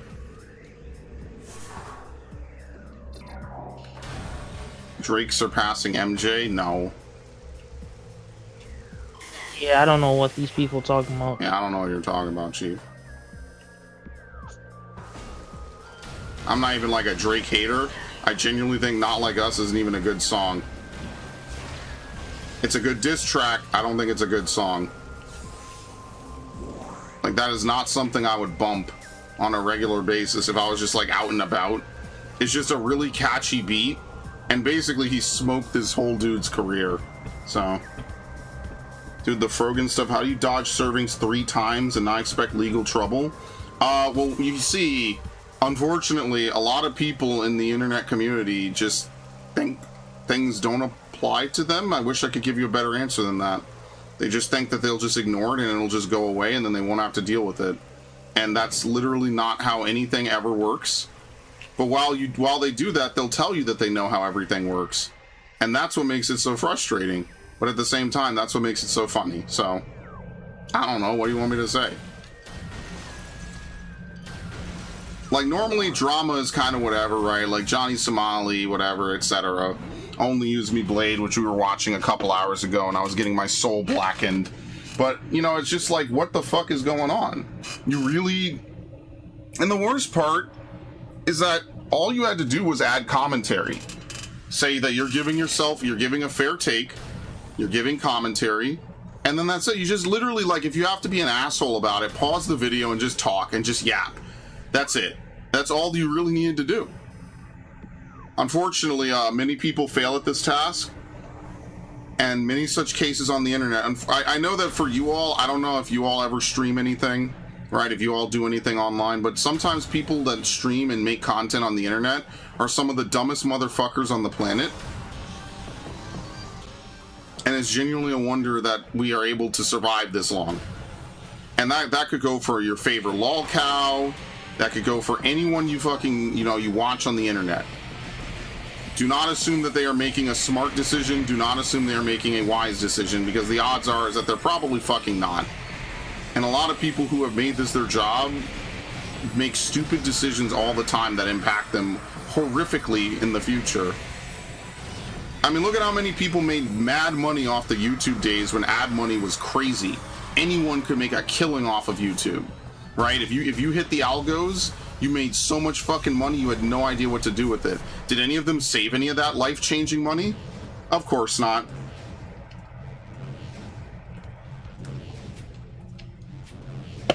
Some of these dudes made so much fucking money it was nuts. They were able to move into all kinds of crazy houses and stuff, but the problem is that they didn't save any of it, so whenever that well dried up, it was game over. Yeah, Clavicular's another one. I think Clavicular has good points. I saw that lady say, well, no one would care if Clavicular didn't look like this, which is the whole point. That was a very good one. But, you know, like, why is he injecting random women with fucking compounds? It just doesn't make any sense. It's way too much risk. And, you know, I'm not like a fucking genius, but I like to do this thing where I call it risk management. You just try to minimize your risk to certain things. Unfortunately, that was not high on the to-do list, clearly. And I don't even know much about the dude. I don't even watch him. But it's just like, why? Why would you do this to yourself? Like, don't you have self-preservation?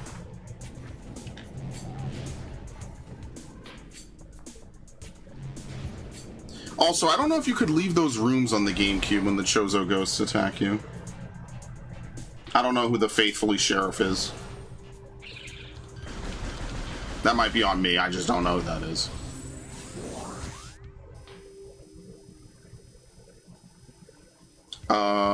We've done all that. Gathering Hall, Arboretum, we can do the meditation fountain.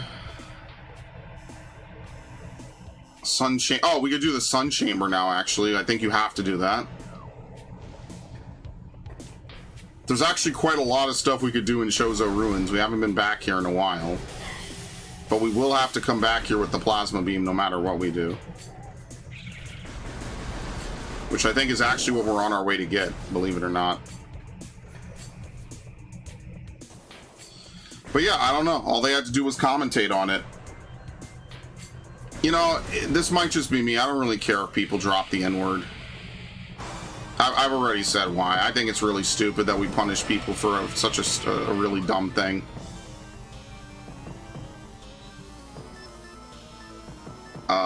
No, you have to go up the... Yeah, okay, you can't do that. You have to go this way. I remember now. There's vines on the door inexplicably. I remember that. Oh, very nice. Cut out.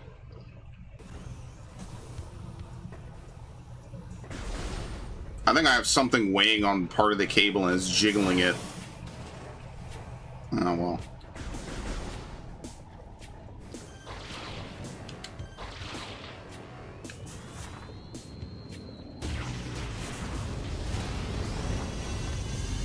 There you go. Yeah, but I'm just saying, like, from a principled standpoint, I think it's kind of stupid. Oh my god, dude. Yeah, no, like, if he wants to inject himself, then that's fine. Like, whatever. I mean, you know, it's whatever. But you can't do it to other people. But, I mean, I don't know. I didn't know you need to have a lawyer present to tell you that. I wouldn't inject anyone. I wouldn't inject myself.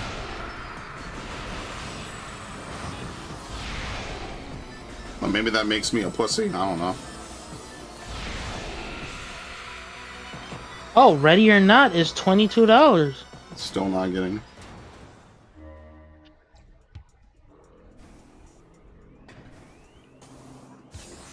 Bandai Namco sale.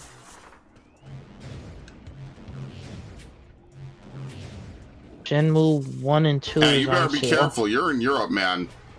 Europe might fuck you for that opinion. You better be careful, dude. Aliens vs Predator collection is $432 right now. The glory of having a First Amendment, truly. Oh, Code Vein Deluxe Edition is $7. Code Vein is worth it. Code Vein 1 is 100% worth it. Code Vein 2 is fucking trash. That was the most boring fucking stream I've ever done in my life. Those 2 Code Vein streams. That's not true. I was more bored playing Monster Hunter. Thank God I never... You know, one of these days I feel like I'm gonna go back to freaking, Tales of Arise. What the fuck, dude? Go watch paint dry.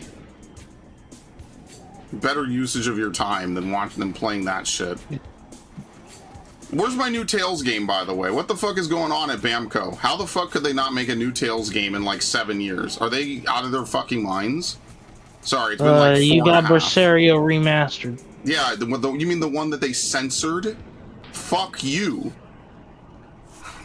Bro, I'm just gonna end up pirating half of these fucking games at some point. Like, even though I own them. It's stupid. Imagine censoring fucking... Like, come on, man. Like, why the fuck are we censoring shit that's like ancient fucking gameplay? Super Missile? Yes, there you go. Yeah, let's censor fucking old fucking games, dude. Damn. Dumb. I'm so beyond it, man.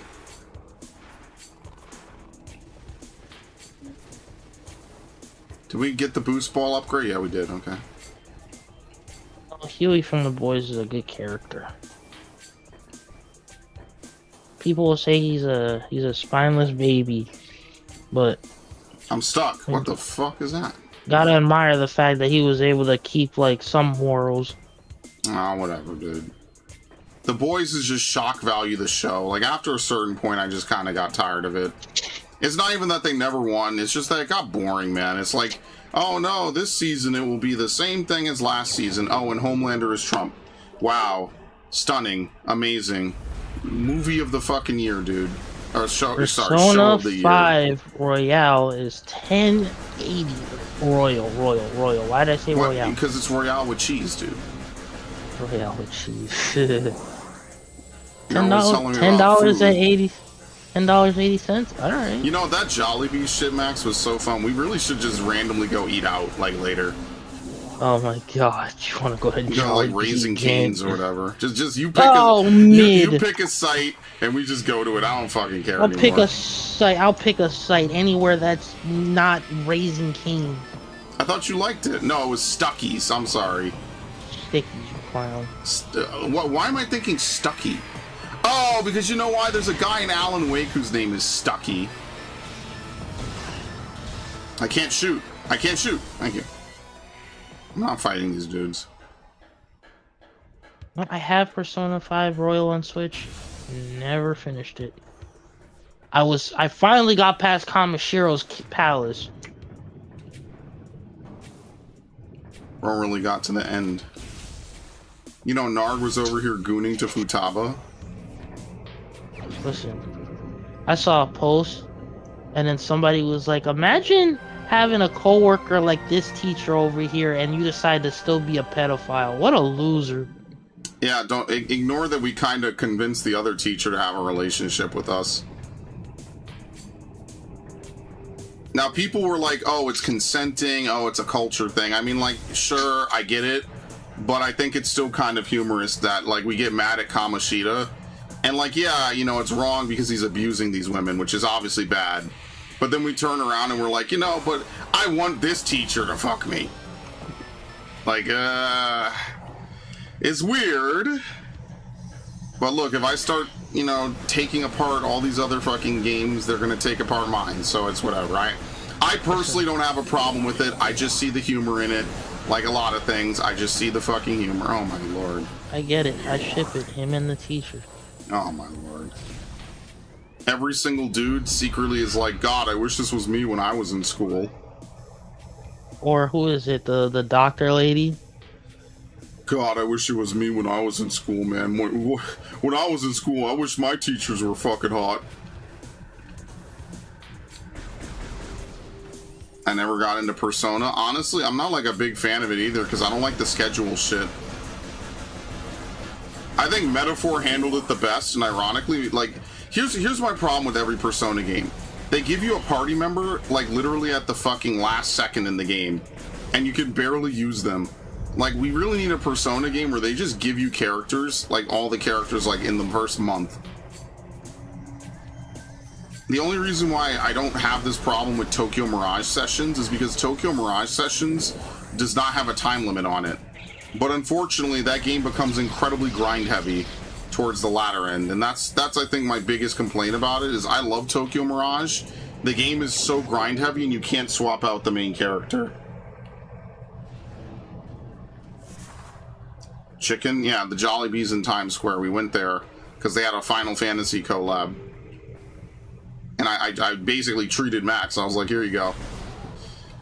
It was okay. It wasn't the best. It was good. It was a solid good. Right? Is that fair, Max? Yeah. It was okay. The chicken wasn't great, but the sandwich was good. And actually, I like the apple mango pie or whatever. Normally, I would never eat something like that. But, you know, I was hungry. You know, I spent my money. And I was like, fuck it, might as well take a bite. Actually ended up liking it, so it was okay. What was this game? The Club? The Club? Oh, it was that arena shooter? That third-person arena shooter? The Finals? No, not the Finals. It was released by Sega. I don't know. Yeah, in 2008. Brink? No, The Club. You probably never played it, yeah. I definitely never played it, no.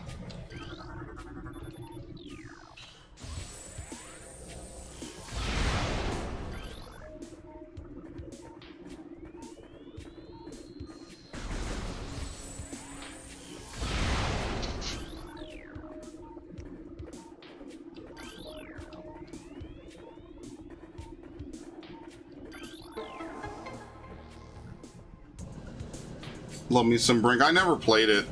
I know back then I was doing like playthroughs a lot. I have to play made that catch game up. free to play too.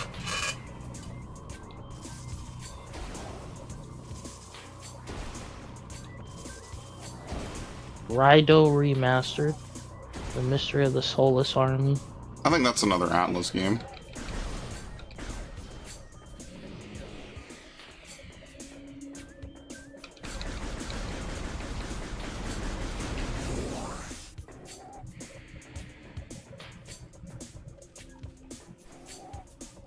I wonder how long until we get a new Pikmin game.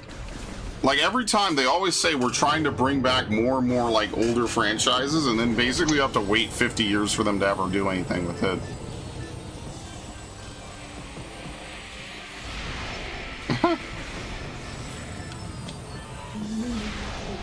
Oh, the super missiles don't lock on in this game? They got the cam rip for Mandalorian and Grogu. Whoa, whoa, whoa. We would never pirate anything. I don't know what this dude's talking about. You better lose that shit, buddy. Oh god, the Borderlands movie. Oh my god, I forgot. Trash. I told you it was fucking garbage. I mean, I knew when they picked frickin' Kevin Hart to play Roland. Hold on a second. Pikmin 4 was not recent, dude. Pikmin 4 was what, 2023? Dude, Pikmin 3 is going to be Pikmin 4 is going to be 3 years old. This summer, this August. Maybe I'll play it again because I haven't played it since. They did have a big update for it, so maybe I actually should play it, to be fair. Don't get greedy. Meanwhile, Pokemon, oh, guys, we can't, we're making a new Pokemon game, and we can't put all the Pokemon in because of the models, so please understand, and we'll just keep cutting Pokemon out and removing features, and you guys will love it. Kingdom Hearts fan base is still foaming for a scrap. Yeah, but Kingdom Hearts is like 10 games in the series.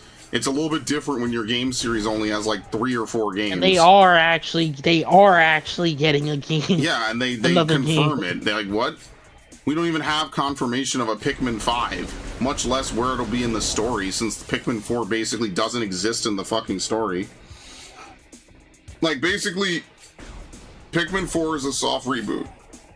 You have an Olimar prequel. You have the main game, which is like a redo of Pikmin 2. Yeah, we're going back to Magmore Caverns. And then you have, what? Pikmin 3 is rumored to happen in some form, because you basically rescue an alternate version of the Pikmin 3 protagonist.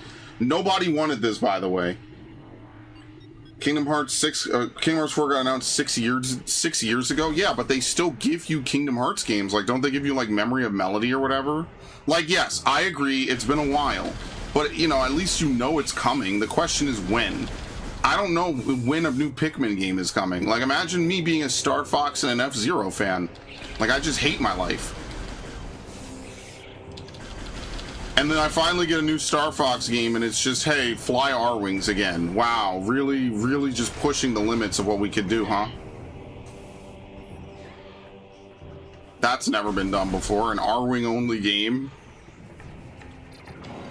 That's why I'm so fucking salty about it, man.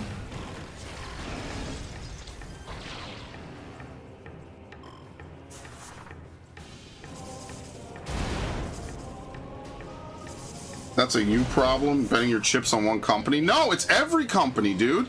Hey, I want a new Deus Ex game. Oh, sorry, Square Enix is run by dumbasses. Oh, hey, I want Assassin's Creed to be good. Oh, sorry, Ubisoft is run by dumbasses. Lava Lake? Hold on a second, I'm about to fuck up replying to this dude. That's like every game series I like is run by dipshits now. And I love how Deus Ex Mankind Divided ends and you're just like, the fuck? So this that's is like it? half a fucking video game. I marathoned both of those games, by the way. And I'm just like... Fallout 5 never. They announced Fallout 5. It's nowhere in sight because they're not even done with Elder Scrolls 6. And I'm just like, I'm playing Deus Ex and I'm like, wait, is the theory true? Were we playing the Adam Jensen clone? I don't get it. Yeah, I'm sorry, dude. Like, I don't think we were, by the way. I'm just sick of all my favorite franchises. Like, oh, it's not greedy, it's stupid. Why even announce games that you're not going to release in like 2 years? There's just no point. You're just teasing people, and then you get to say, oh, sorry guys, Gang of Dragons canceled. Oh, sorry guys, Scalebound is not happening. Oh, sorry guys, we have to cancel, insert this game, insert that game. Like, bro, oh, sorry, guys. man. Transformers Reactivate is canceled. Yeah, like, at what point do I just get sick of it and start getting pissed? Oh, hey, sorry, guys. You're never getting another StarCraft game. Yeah, well, that's because they ended the series, more or less. Well, yeah, I mean... So that's a little different. That would be like if Dead Space, they went home, everything's fine, Ellie kisses him, he looks at the camera, says hey, it's guys. alright. I guess space really is dead out there, huh? Winks at the camera, the end. It would have been... that's still a better ending than what we got. You can hate me all you want. Literally, he's right behind me. Literally, he's right behind me. He's right behind me, isn't he? Oh, yeah. Oh, sorry, guys. We decided to remake Dead Space 1. We're not remaking the other game. Yeah, we needed to sell 10 million copies after waiting a decade to release it. And, you know, icing all the actual people that made the original. So, yeah, don't worry, guys. It'll actual sell, right? potential. actual They potential to actually remake cooked. 2 and 3. They fucking cooked, and then they were like, "Oh, well, we're not." Wait, I had the Wave Buster the whole time. What the fuck? I forgot all about it. Hilarious. One's remake is like it. Okay, the original one I think is the scariest of the original 3. Yes. It is the scariest. The whole 2 atmosphere. is the everything. most fun to play, but 3 is definitely 1 is definitely the scariest. But What's the remake best thing you 1 could say about 3? Does it even look the best? that I finally got to shoot Robert. Right, but you didn't even know who Robert was until, you started playing 3. I mean, he annoyed me enough. Oh, Ellie. Sorry. Bro is cooking. Oh, Ellie. Oh, this is all your fault, Isaac. Because of you, we had to come to this planet, and I could have left you with Ellie. Hey, numbnuts, your girlfriend was the one that dragged us all here. I was living in my apartment quietly. Just suffering in silence until you and the idiot busted in. Just suffering in silence, that's how you describe Isaac's life? Yeah, I mean, that's what he was. Everything just sucks. He finally gets over Nicole. Just for him and Ellie to break up. And then he meets up with Ellie. And then, like, him and Ellie hug, and Robert's like, "Oh, so I see you brought Isaac here for more than just killing markers, huh?" It's like, did you not have a scene where you two were hugging on the space station? Are we forgetting this? Oh, another favorite part, Carver. You can only experience the Carver missions if you're playing with a co-op partner, by the way. Look, I didn't make this fucking franchise, okay? All I did was support it. Even when it was new, I was making playthroughs on it, making videos. I fucking love Dead Space. And so how do they reward all the people that are, supporting it and love it and, treating it so well? Fuck you guys. We're just never gonna make another game in the series. Enjoy! Like, wow, dude, that's awesome. We won't even finish the shit and then never touch it again. We'll make sure that you guys feel pain. Why? We gave you money. Because it builds character, I've been told. To watch everything you love turn to shit. It's fucking awesome, dude. Nope.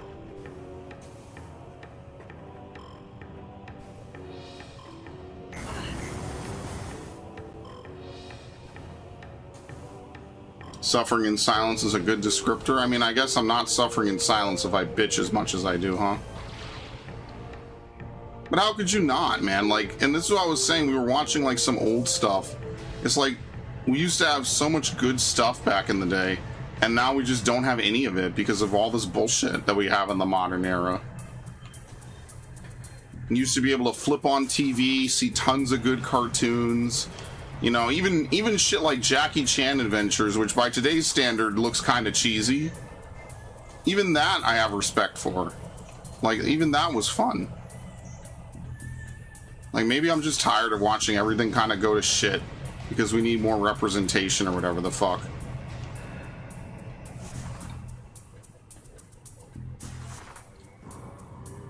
I can because I learned to let go. Yeah, if you just don't ever care about anything, sure. But unfortunately, I kind of care about media and all the things I like. Like, I can't just sit here and say, whatever.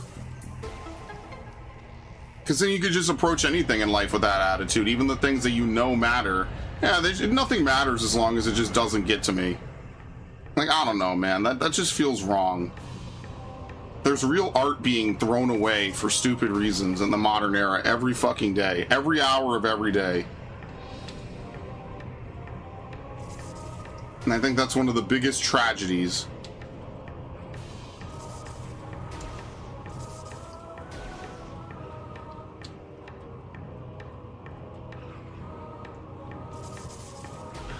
All because a bunch of people have to see themselves in media.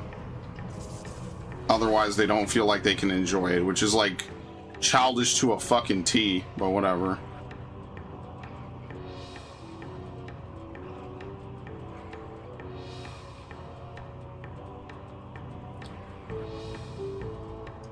It's just narcissism disguised as representation.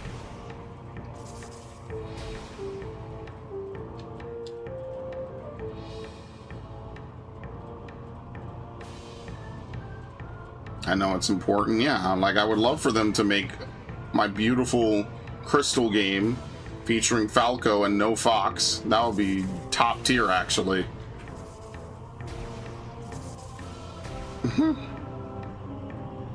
Alright, don't make my mistake. If you fall off of this, it throws you off. Just detonate the power bomb on the rail. That's probably the intended way, but a lot of times I drop down and I just bounce right off. Okay.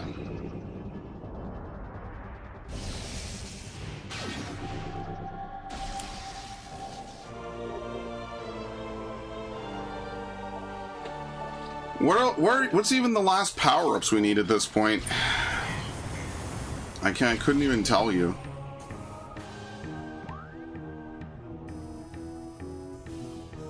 Okay, we can't go through that door. That's the way out of Phazon Mines. Let's go back to Phendrana.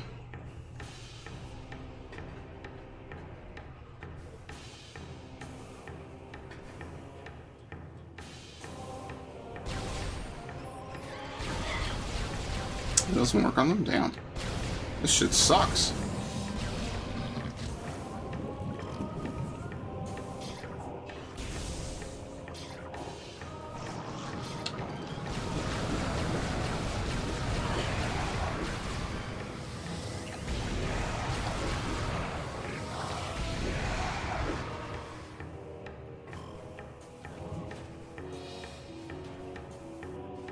I actually like DMC4 and Nero. Yeah, so did I. I don't hate DMC4.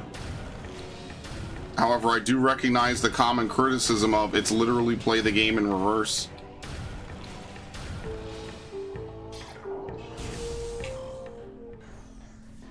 Let's save, since I haven't done that in a while.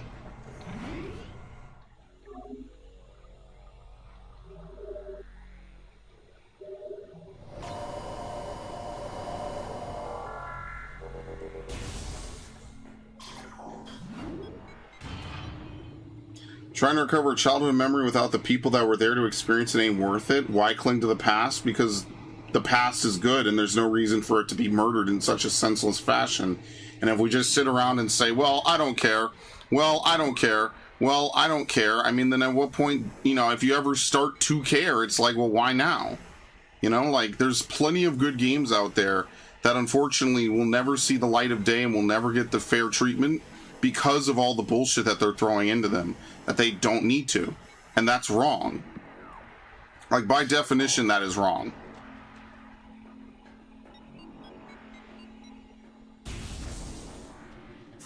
You know, some people with real jobs, with real vision, are working on these games and being told they can't do X, Y, and Z because they have to do A, B, and C, and that's fucked up. That's wrong.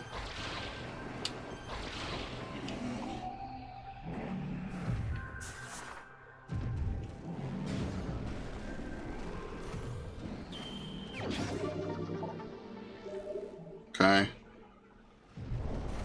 I really wish this asshole wouldn't do this, by the way. But of course he is, because he's an asshole. Look at this.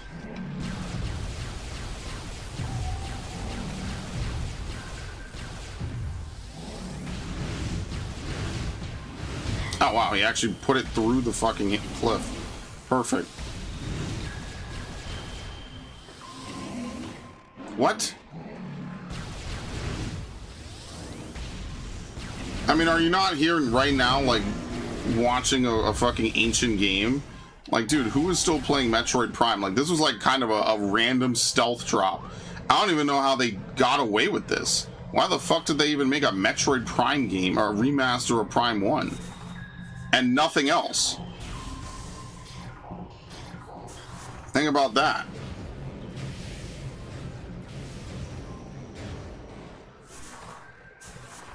Oops.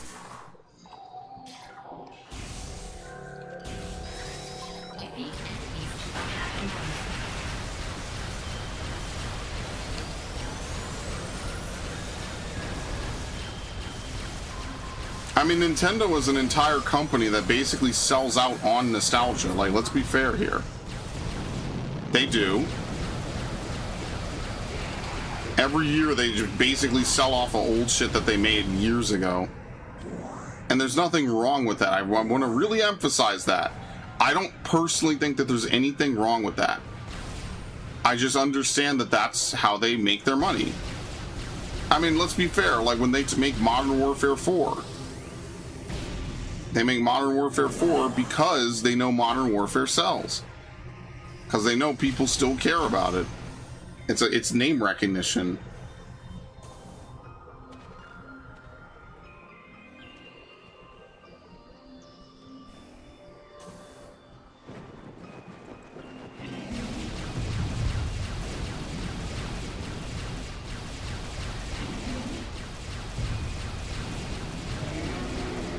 Very nice.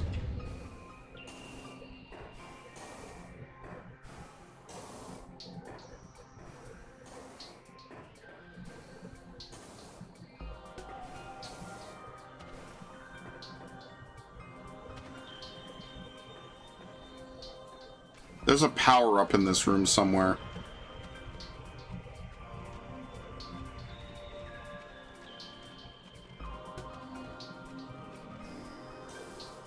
Oh, we have to go back around.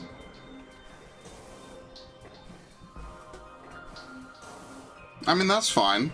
Again, if that's something that you moved on from, I don't hate you for that. I don't think it's wrong. But I also think that it's valid to not want to just be like, well, you know, those times are over and, you know, just I'll go do other stuff and, you know, whatever. No, like, you can still enjoy things in the day. Think about all the people that work hard on these games and then they do poorly because some asshole with a vision said they needed to do X, Y, and Z. And that's fucked. And that shouldn't happen. Some dude lecturing you that he knows better or best about some franchise is going to show up and tell you exactly what they need to do to make a ton of money, and then he proceeds to cost you money.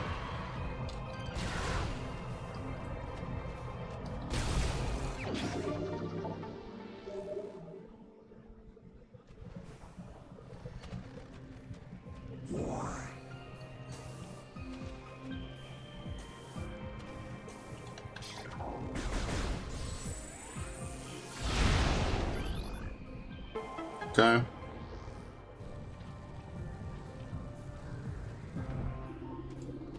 Like, I wish Prime 4 played like this at all. Like, could you imagine if this was like Prime 4? This is what I was expecting, a game I could play like 3 or 4 times basically to ring out the new year, or ring in the new year, sorry. Learn all the secrets, all the placements, all the everything. Instead, what I got was Samus's fan club and like a very mid story that doesn't even make any fucking sense. And then repetitive, unfun gameplay. And the few things that they do that are cool.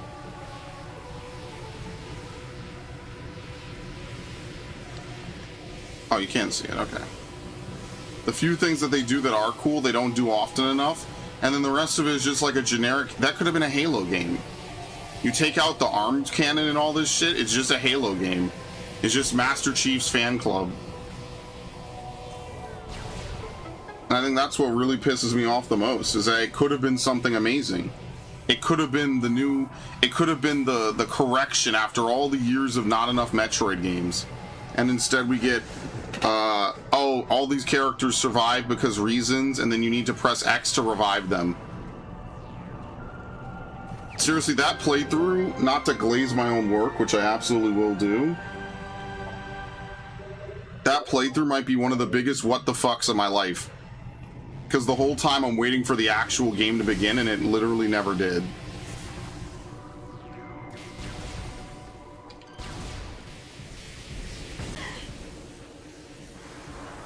And like, look, I walked through that, damn. Look, I know not every game can be goated, right? Like, not every game can be a 10 out of 10 certified hood classic banger. But, like, it just feels like they didn't even research what made the first 2 fun. Like, it's not like a secret on how to make a good Metroidvania at this point, you know? Like, people have been doing this shit for a long fucking time at this point.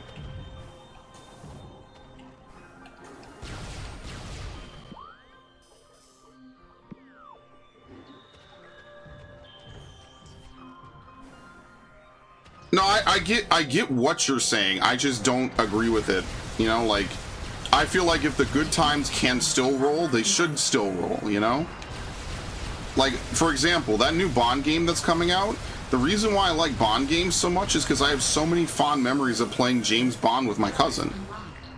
If it wasn't for him, I probably wouldn't be into 007 at all. But because he was a huge fan and because his dad was a huge fan, I kind of became a huge fan because when I would go over and hang out with them and, you know, go visit them, like I would watch Bond movies, we'd play Bond games. That whole style of gameplay was completely refreshing and new to me, you know? And so because of that, I feel like a very deep connection to it, you know? Like, so that's why I want First Light to be a good game, because fuck's sake, I mean, the last Bond game was awful, and it ends on a cliffhanger that they will never, ever, ever, ever, ever do anything with. And that was fucked up. It was fucked up that Activision did that shit, man.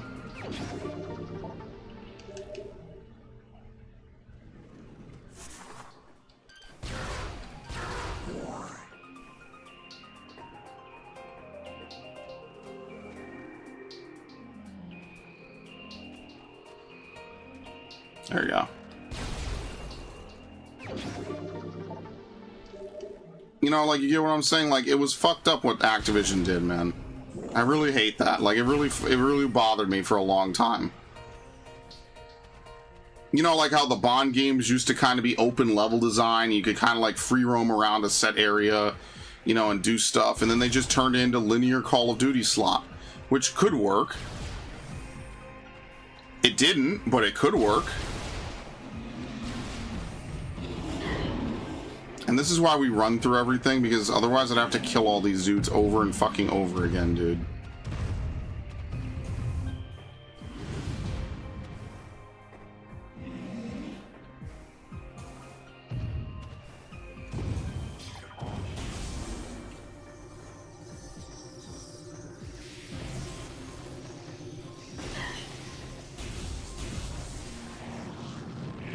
I do have to kill these guys. Fuck me.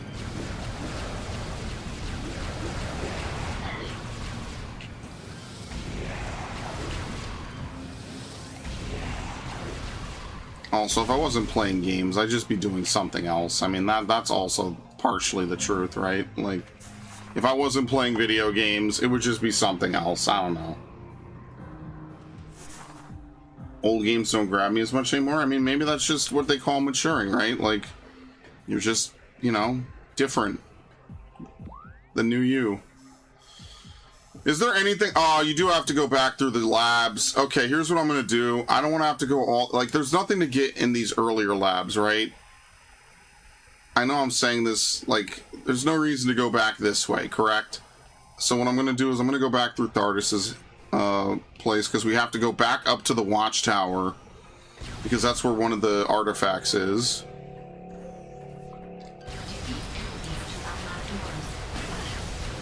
I can see why maybe they removed that. Defeat enemies to unlock doors, but some of the name changes, I'm kind of like, why the hell did they remove that? The voice lines are pretty cool. I don't know. For me, there's no such thing as too much, which is why when Narg suggested I play this, I was like, sure. You know, if someone requests me to play Metroid Prime, like, you know, maybe I'll do it once a year. It's one of my favorite games. Like, I look at it as I have to die someday, and if I have to die someday, which, you know, Valor Morgulis and all that good stuff, but if I have to die someday, I want to die knowing I played as much of my favorite games as possible.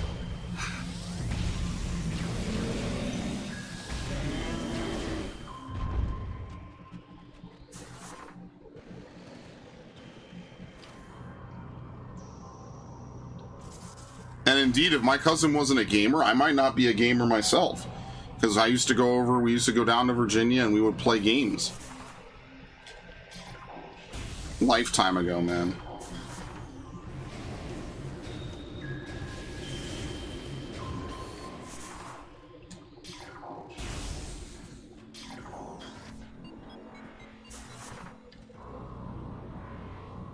So in a way, it really is kind of... He'll never probably know this, right? Because, you know, he's busy. I don't really bother him with my goings-on. But you know, if we didn't play games all those years ago, and I was like 2 and 3, there might not be a Spray and Pray 1000. I might not even play games at all, when you really think about it. And that to me is like, I don't know if it's shocking per se. Let's just go get the artifact now.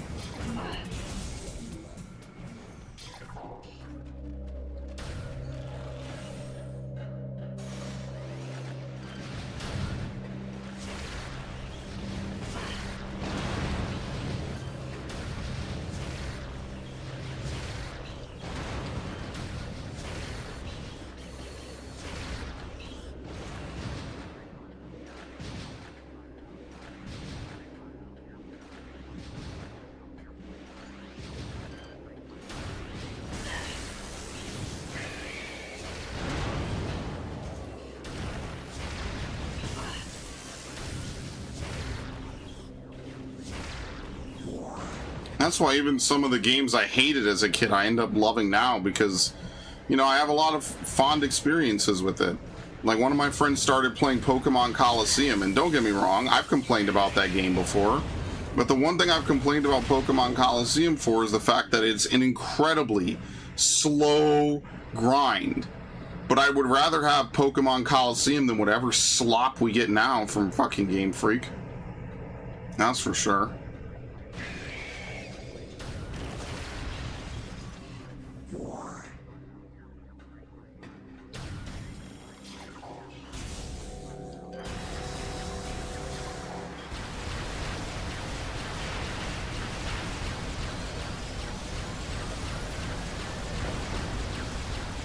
Yeah, can you see what's happening? Great, neither can I.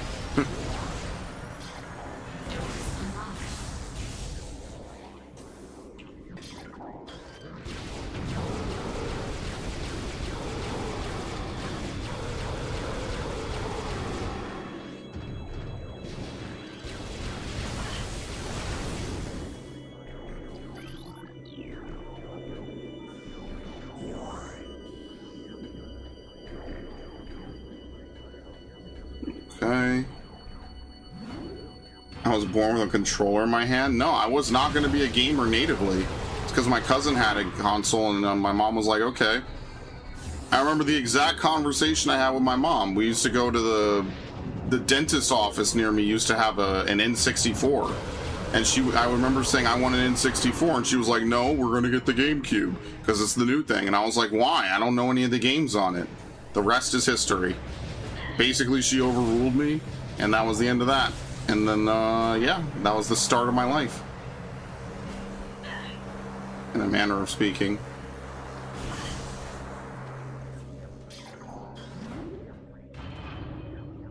Oh, you're a co-op dude? That's fair.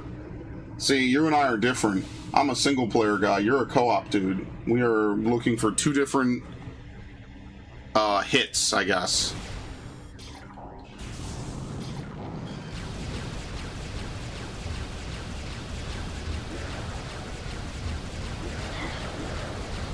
Oh my god, he just flops on the ground.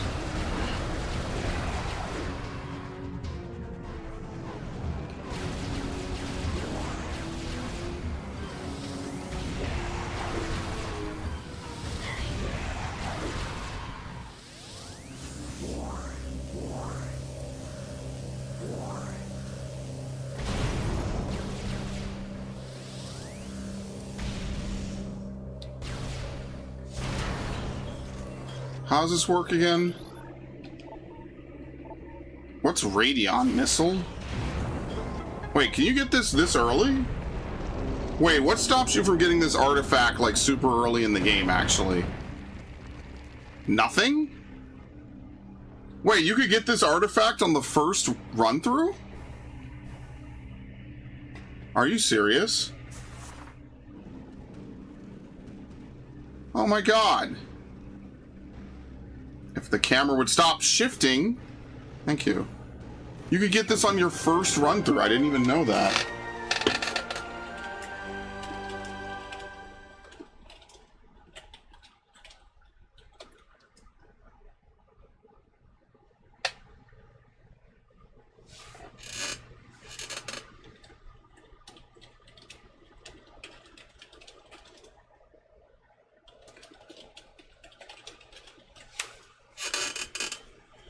Contra was the go-to? Yeah, you guys are hardcore.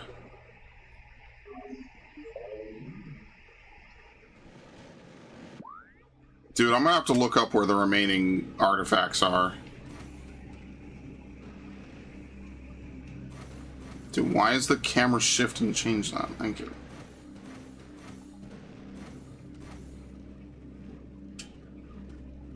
New Pokemon being more like an adventure with others is kind of what I'm looking for. Yeah, here's hoping the frame rate is like better than 2 frames a second. You might be shit out of luck, but I pray for your success. I can't wait. My favorite part of a Pokemon game. Will the frame rate be steady? Will the game actually have like meaningful gameplay? Will it not be a glitchy mess? There's so many things that go wrong in a Pokemon game today. I just don't even know where to fucking begin, honestly.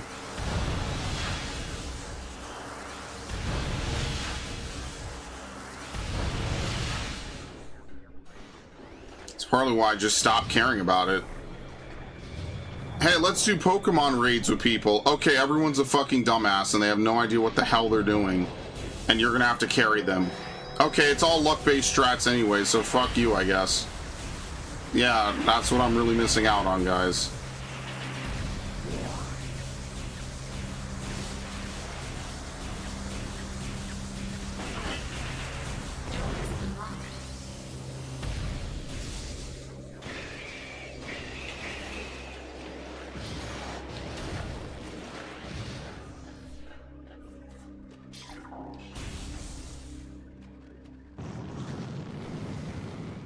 I couldn't double jump.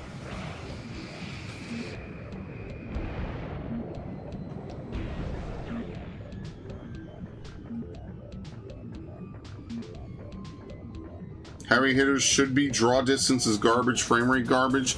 No, sorry. I'm tired of spending $60 on a Pokemon product, and it's garbage. Even ZA has problems, and I like ZA.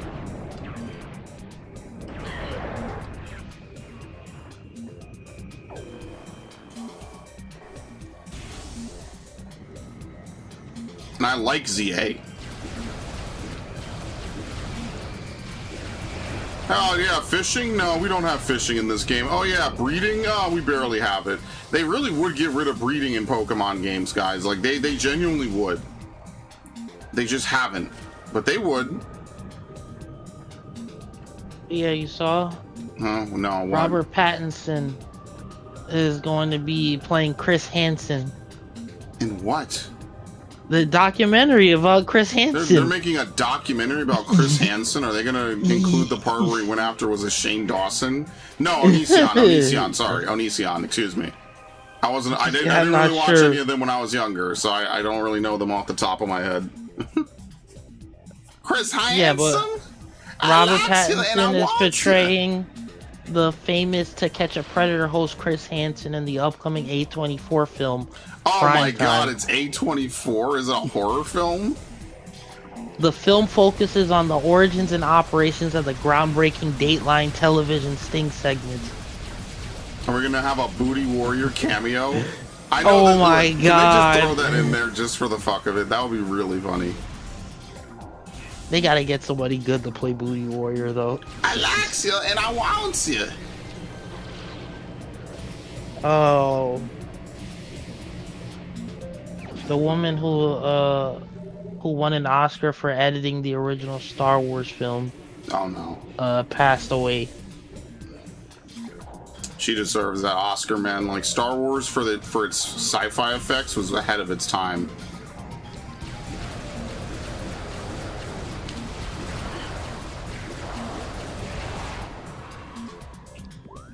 Yeah, this Obsession film has been making my timeline. Apparently it beat out Mandalorian and Grogu. Yes. Dude, Star Wars is fucking cooked. It is a low-budget film, by the way. This is like when the Iron Lung dude, was it Markiplier? Made a shit ton of money off of an indie game. I don't even know how that I don't even know the full story, I'll be honest with you.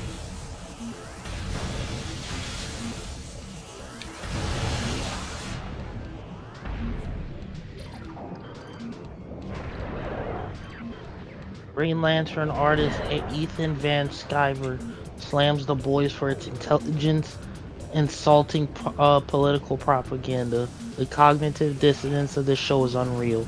The show presents the other side, MAGA, as dumb, gun-loving hillbillies who believe everything the TV and internet tells them. So if you're not MAGA, I guess you're with the creators and producers of The Boys. We offer you an orgy of homosexual perversion, sick violence, degeneracy, grape, murder, godlessness, and hate. They put that on the screen for entertainment. That's coming from them. Why did the show go off the rails? Yeah, first comment. If you read the comic, you know they went way off on the source material. It doesn't matter. I think the real question we need to look at is the source material even that good? Maybe. Oh my god, somebody gave Expedition 33 a not recommended on Steam. He compliments it, right? And he's like, okay, then why the negative review? Because they're French. Unfortunately, Anyway, yes. Next. Bruh. Max. Bruh, this dude. Max. I feel like you've told me this before. That's how I know it. No, I don't think I have. I think you just said the French thing. I think the French thing is just because, yeah, you called it because of the fact you probably heard it from somewhere, not from me though. Bro, you know, Max. I would know. Would you? Yes, I would. Would you really? Yes. Would you really? Overwatch is canon in Call of Duty.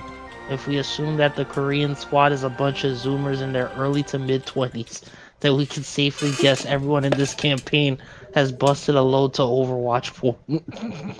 Anyway. Oh boy. Okay, Halo campaign evolved, what we know so far.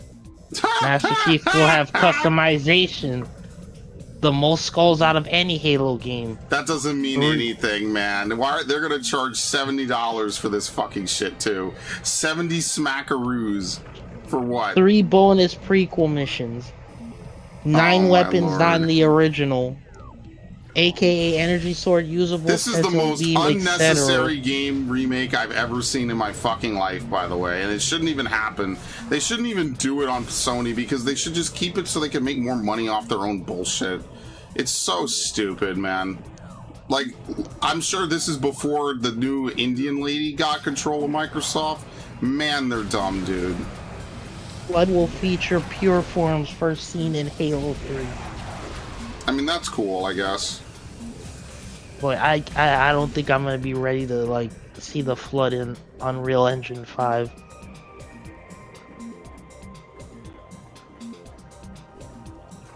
That doesn't mean anything. Unreal Engine 5 is done to death. You know, a lot of shit you could say about Assassin's Creed, but it has its own proprietary engine. You could say a lot of things about Assassin's Creed. You could completely butcher it on certain topics. But the one thing you have to give Assassin's Creed credit for, they have their own engine.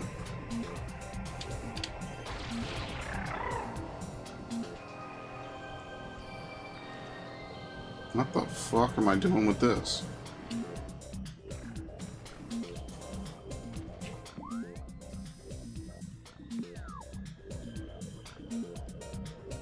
Where do you hit this thing? Yeah, get over here.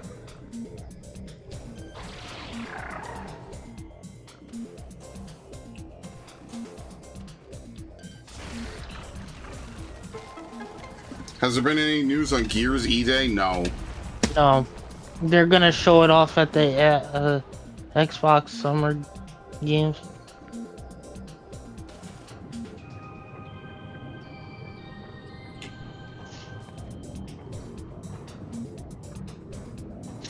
There you go.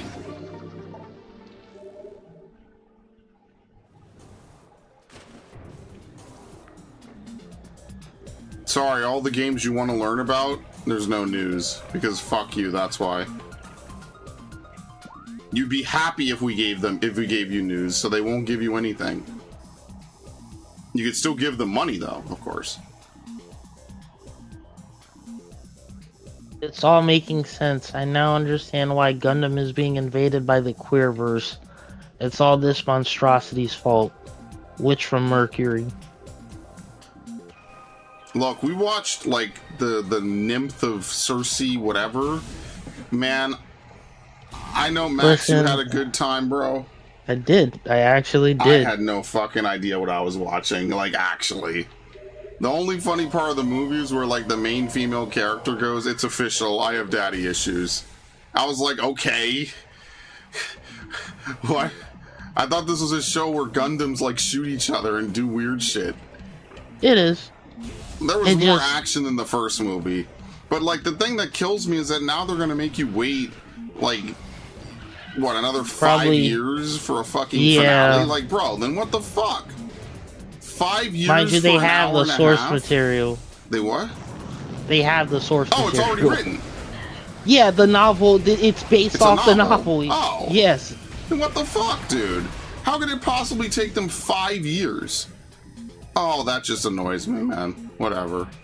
And I'm gonna forget everything. You know, in 5 years, when I'm 36, this guy's gonna be like, "Hey, you want to go see the finale to the Gundam movie?" And I'll be like, "What fucking Gundam movie, Max? When do we ever see a Gundam movie?" And he'll be like, "Oh, you don't remember? We went and you got popcorn, and then those dudes harassed us on the, you know, on the street afterwards, called us Black Kings." And I'll be like, "Max, I don't remember any of this shit, but if you could tell me this many details, it must have happened."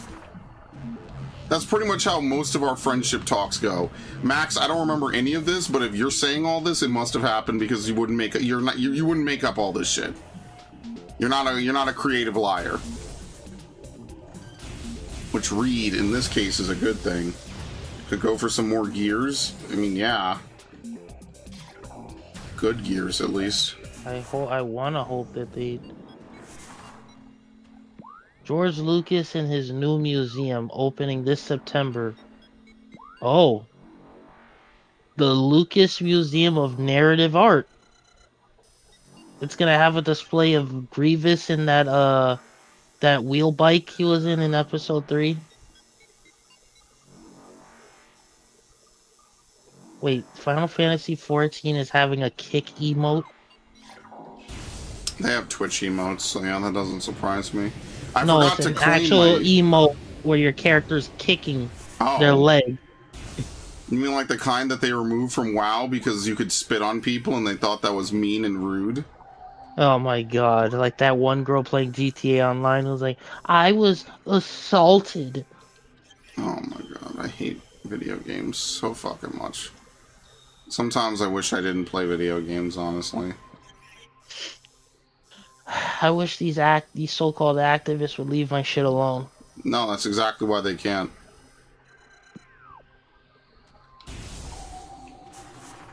Dude,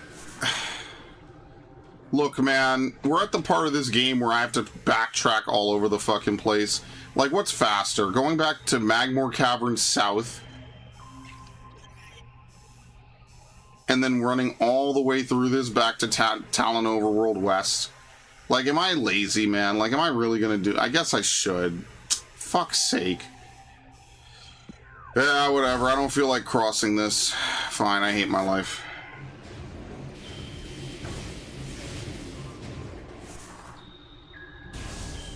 Military shooters have one of 2 female archetypes: IDF soldier or Deborah Williams.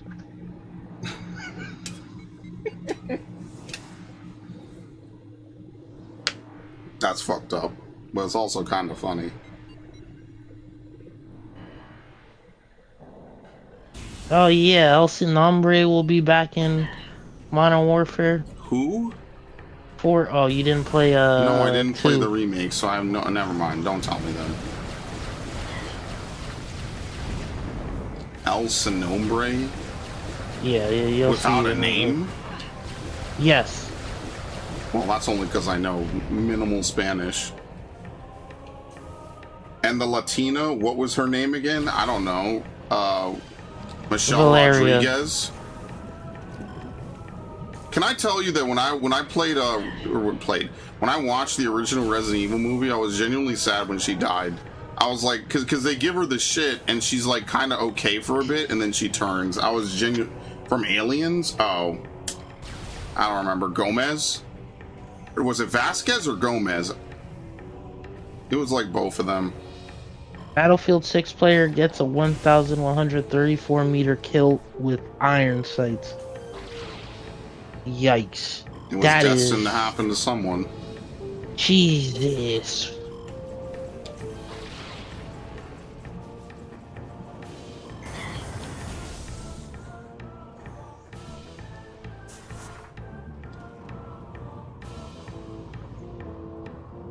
Vasquez, yeah.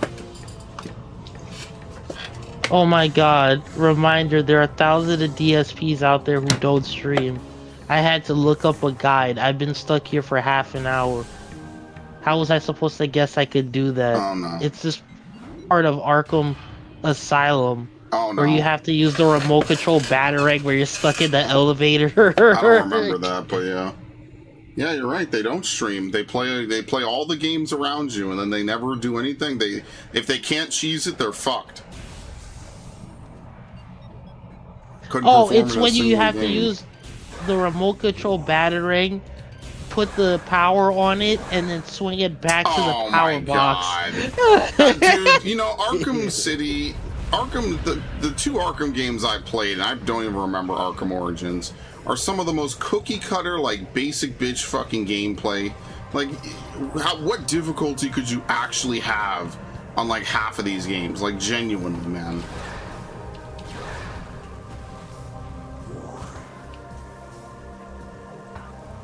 Yeah, I always found it. Oh.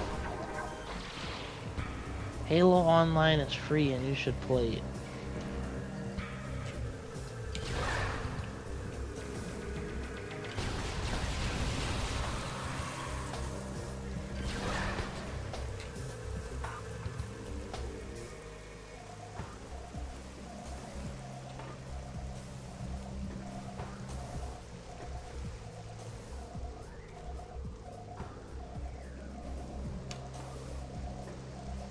How does this work again? You just jump into it? Yes.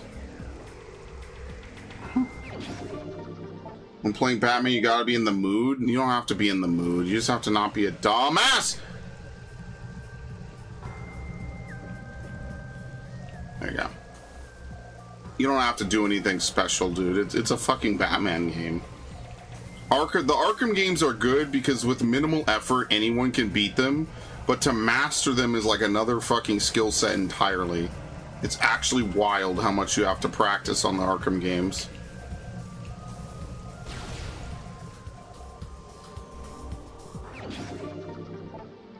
Husband built a house right behind his ex-wife after the divorce. This might be the pettiest man ever. Wait, what did I do this for again?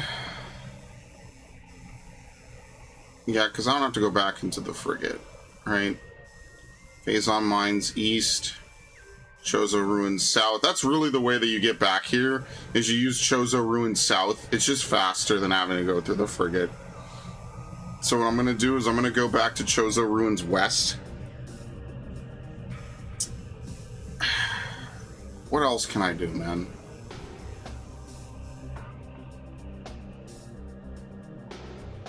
I actually don't even know.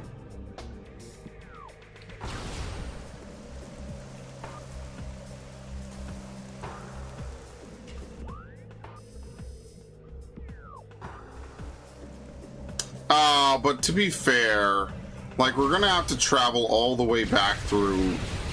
What a pain in the ass. It's not, it's just that it's annoying. We got to travel really far to do this, which is really unfortunate. I mean, Chozo Ruins is probably one of the faster areas to navigate. Whatever. Shout out to Narg. This playthrough's for you. We're at the point where I'm doing backtracking like crazy. Woohoo!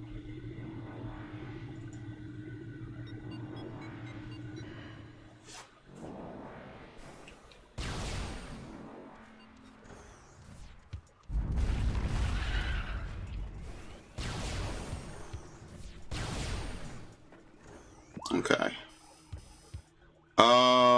Hate my life, hate my life, hate my life. Oh my god, look how far we have to go. I hate my life. Jesus fucking Christ, shit. dude. I forgot how far you have to travel to do anything in this game. It's ridiculous. The woman who voices Jessie Oh no. for the English of Final Fantasy VII Rebirth, Uh-oh. she voices Black Cat Okay. in Spider-Man 2. Was Black Cat in Spider-Man 1? Yes, she was in the Black Cat was in the DLC. Yeah, Different person? I believe so. I think it was the same person. Oh, Jessie's voice actress also voiced Shion in Tales of Arise Beyond the Dawn. Okay, wait, so is that not the same Shion as the base game, bro? Like, you're telling me she voiced it in the DLC, and then, like, Let me see. why would that not be the same person? What the fuck? That's what it says here. I'm looking on IMDb, but yeah, it's definitely... The guy that possibly the same voiced person. Claude, Joe Zija, I might be saying his name wrong. The guy who voices Claude in Three Houses also voices the main villain of Tales of Arise. Holy shit. He's not that. Yeah, he's the best part of it. And then you have to play Tales of Arise. Fuck that game. I have never seen a Tales game. I've never seen a Tales game disrespect my time more. That was like the biggest fucking kick in the face. The only cool part about that entire game was the black, like, European, or sorry, the black Egyptian dude with red hair. I was like, yo, this is basically Whose Man's if he was a black pharaoh. So I was kind of, we was kinging it, a little bit, which was kind of funny. She voices Futaba in Persona 5 Royal. So probably Coco Futaba in Code Vein. Coco. Oh, yo. Someone's got a lot of work with dubs and shit. That's cool, man. I'm so jealous of that, man. That would be so awesome. Like, imagine being one of the, like, 30 dudes that gets, or 30 people that gets called on to do, like, dubbing and shit. Like, that must be so fun, dude. Yeah, Narg probably gooned too hard because I'm playing a female character for once. He couldn't handle it. Oh, she's played Futaba in Persona 5 multiple times. Yeah, she's probably Futaba's main actress, which means every time they do Futaba, she's gonna be involved. She voices Celica in Fire Emblem Warriors. Oh, no fucking... Wait, Fire Emblem Warriors, I don't remember what Celica sounds. Is that the same as Celica in Shadows of Valentia? Probably. I need to see that. Let me see. Fire Emblem Heroes, Celica, and Mir. Do you see that 360 this fucker just did? What else? Nier Automata, Anemone. Anemone? Anemone, yeah. I can't remember who that is. That name is familiar though.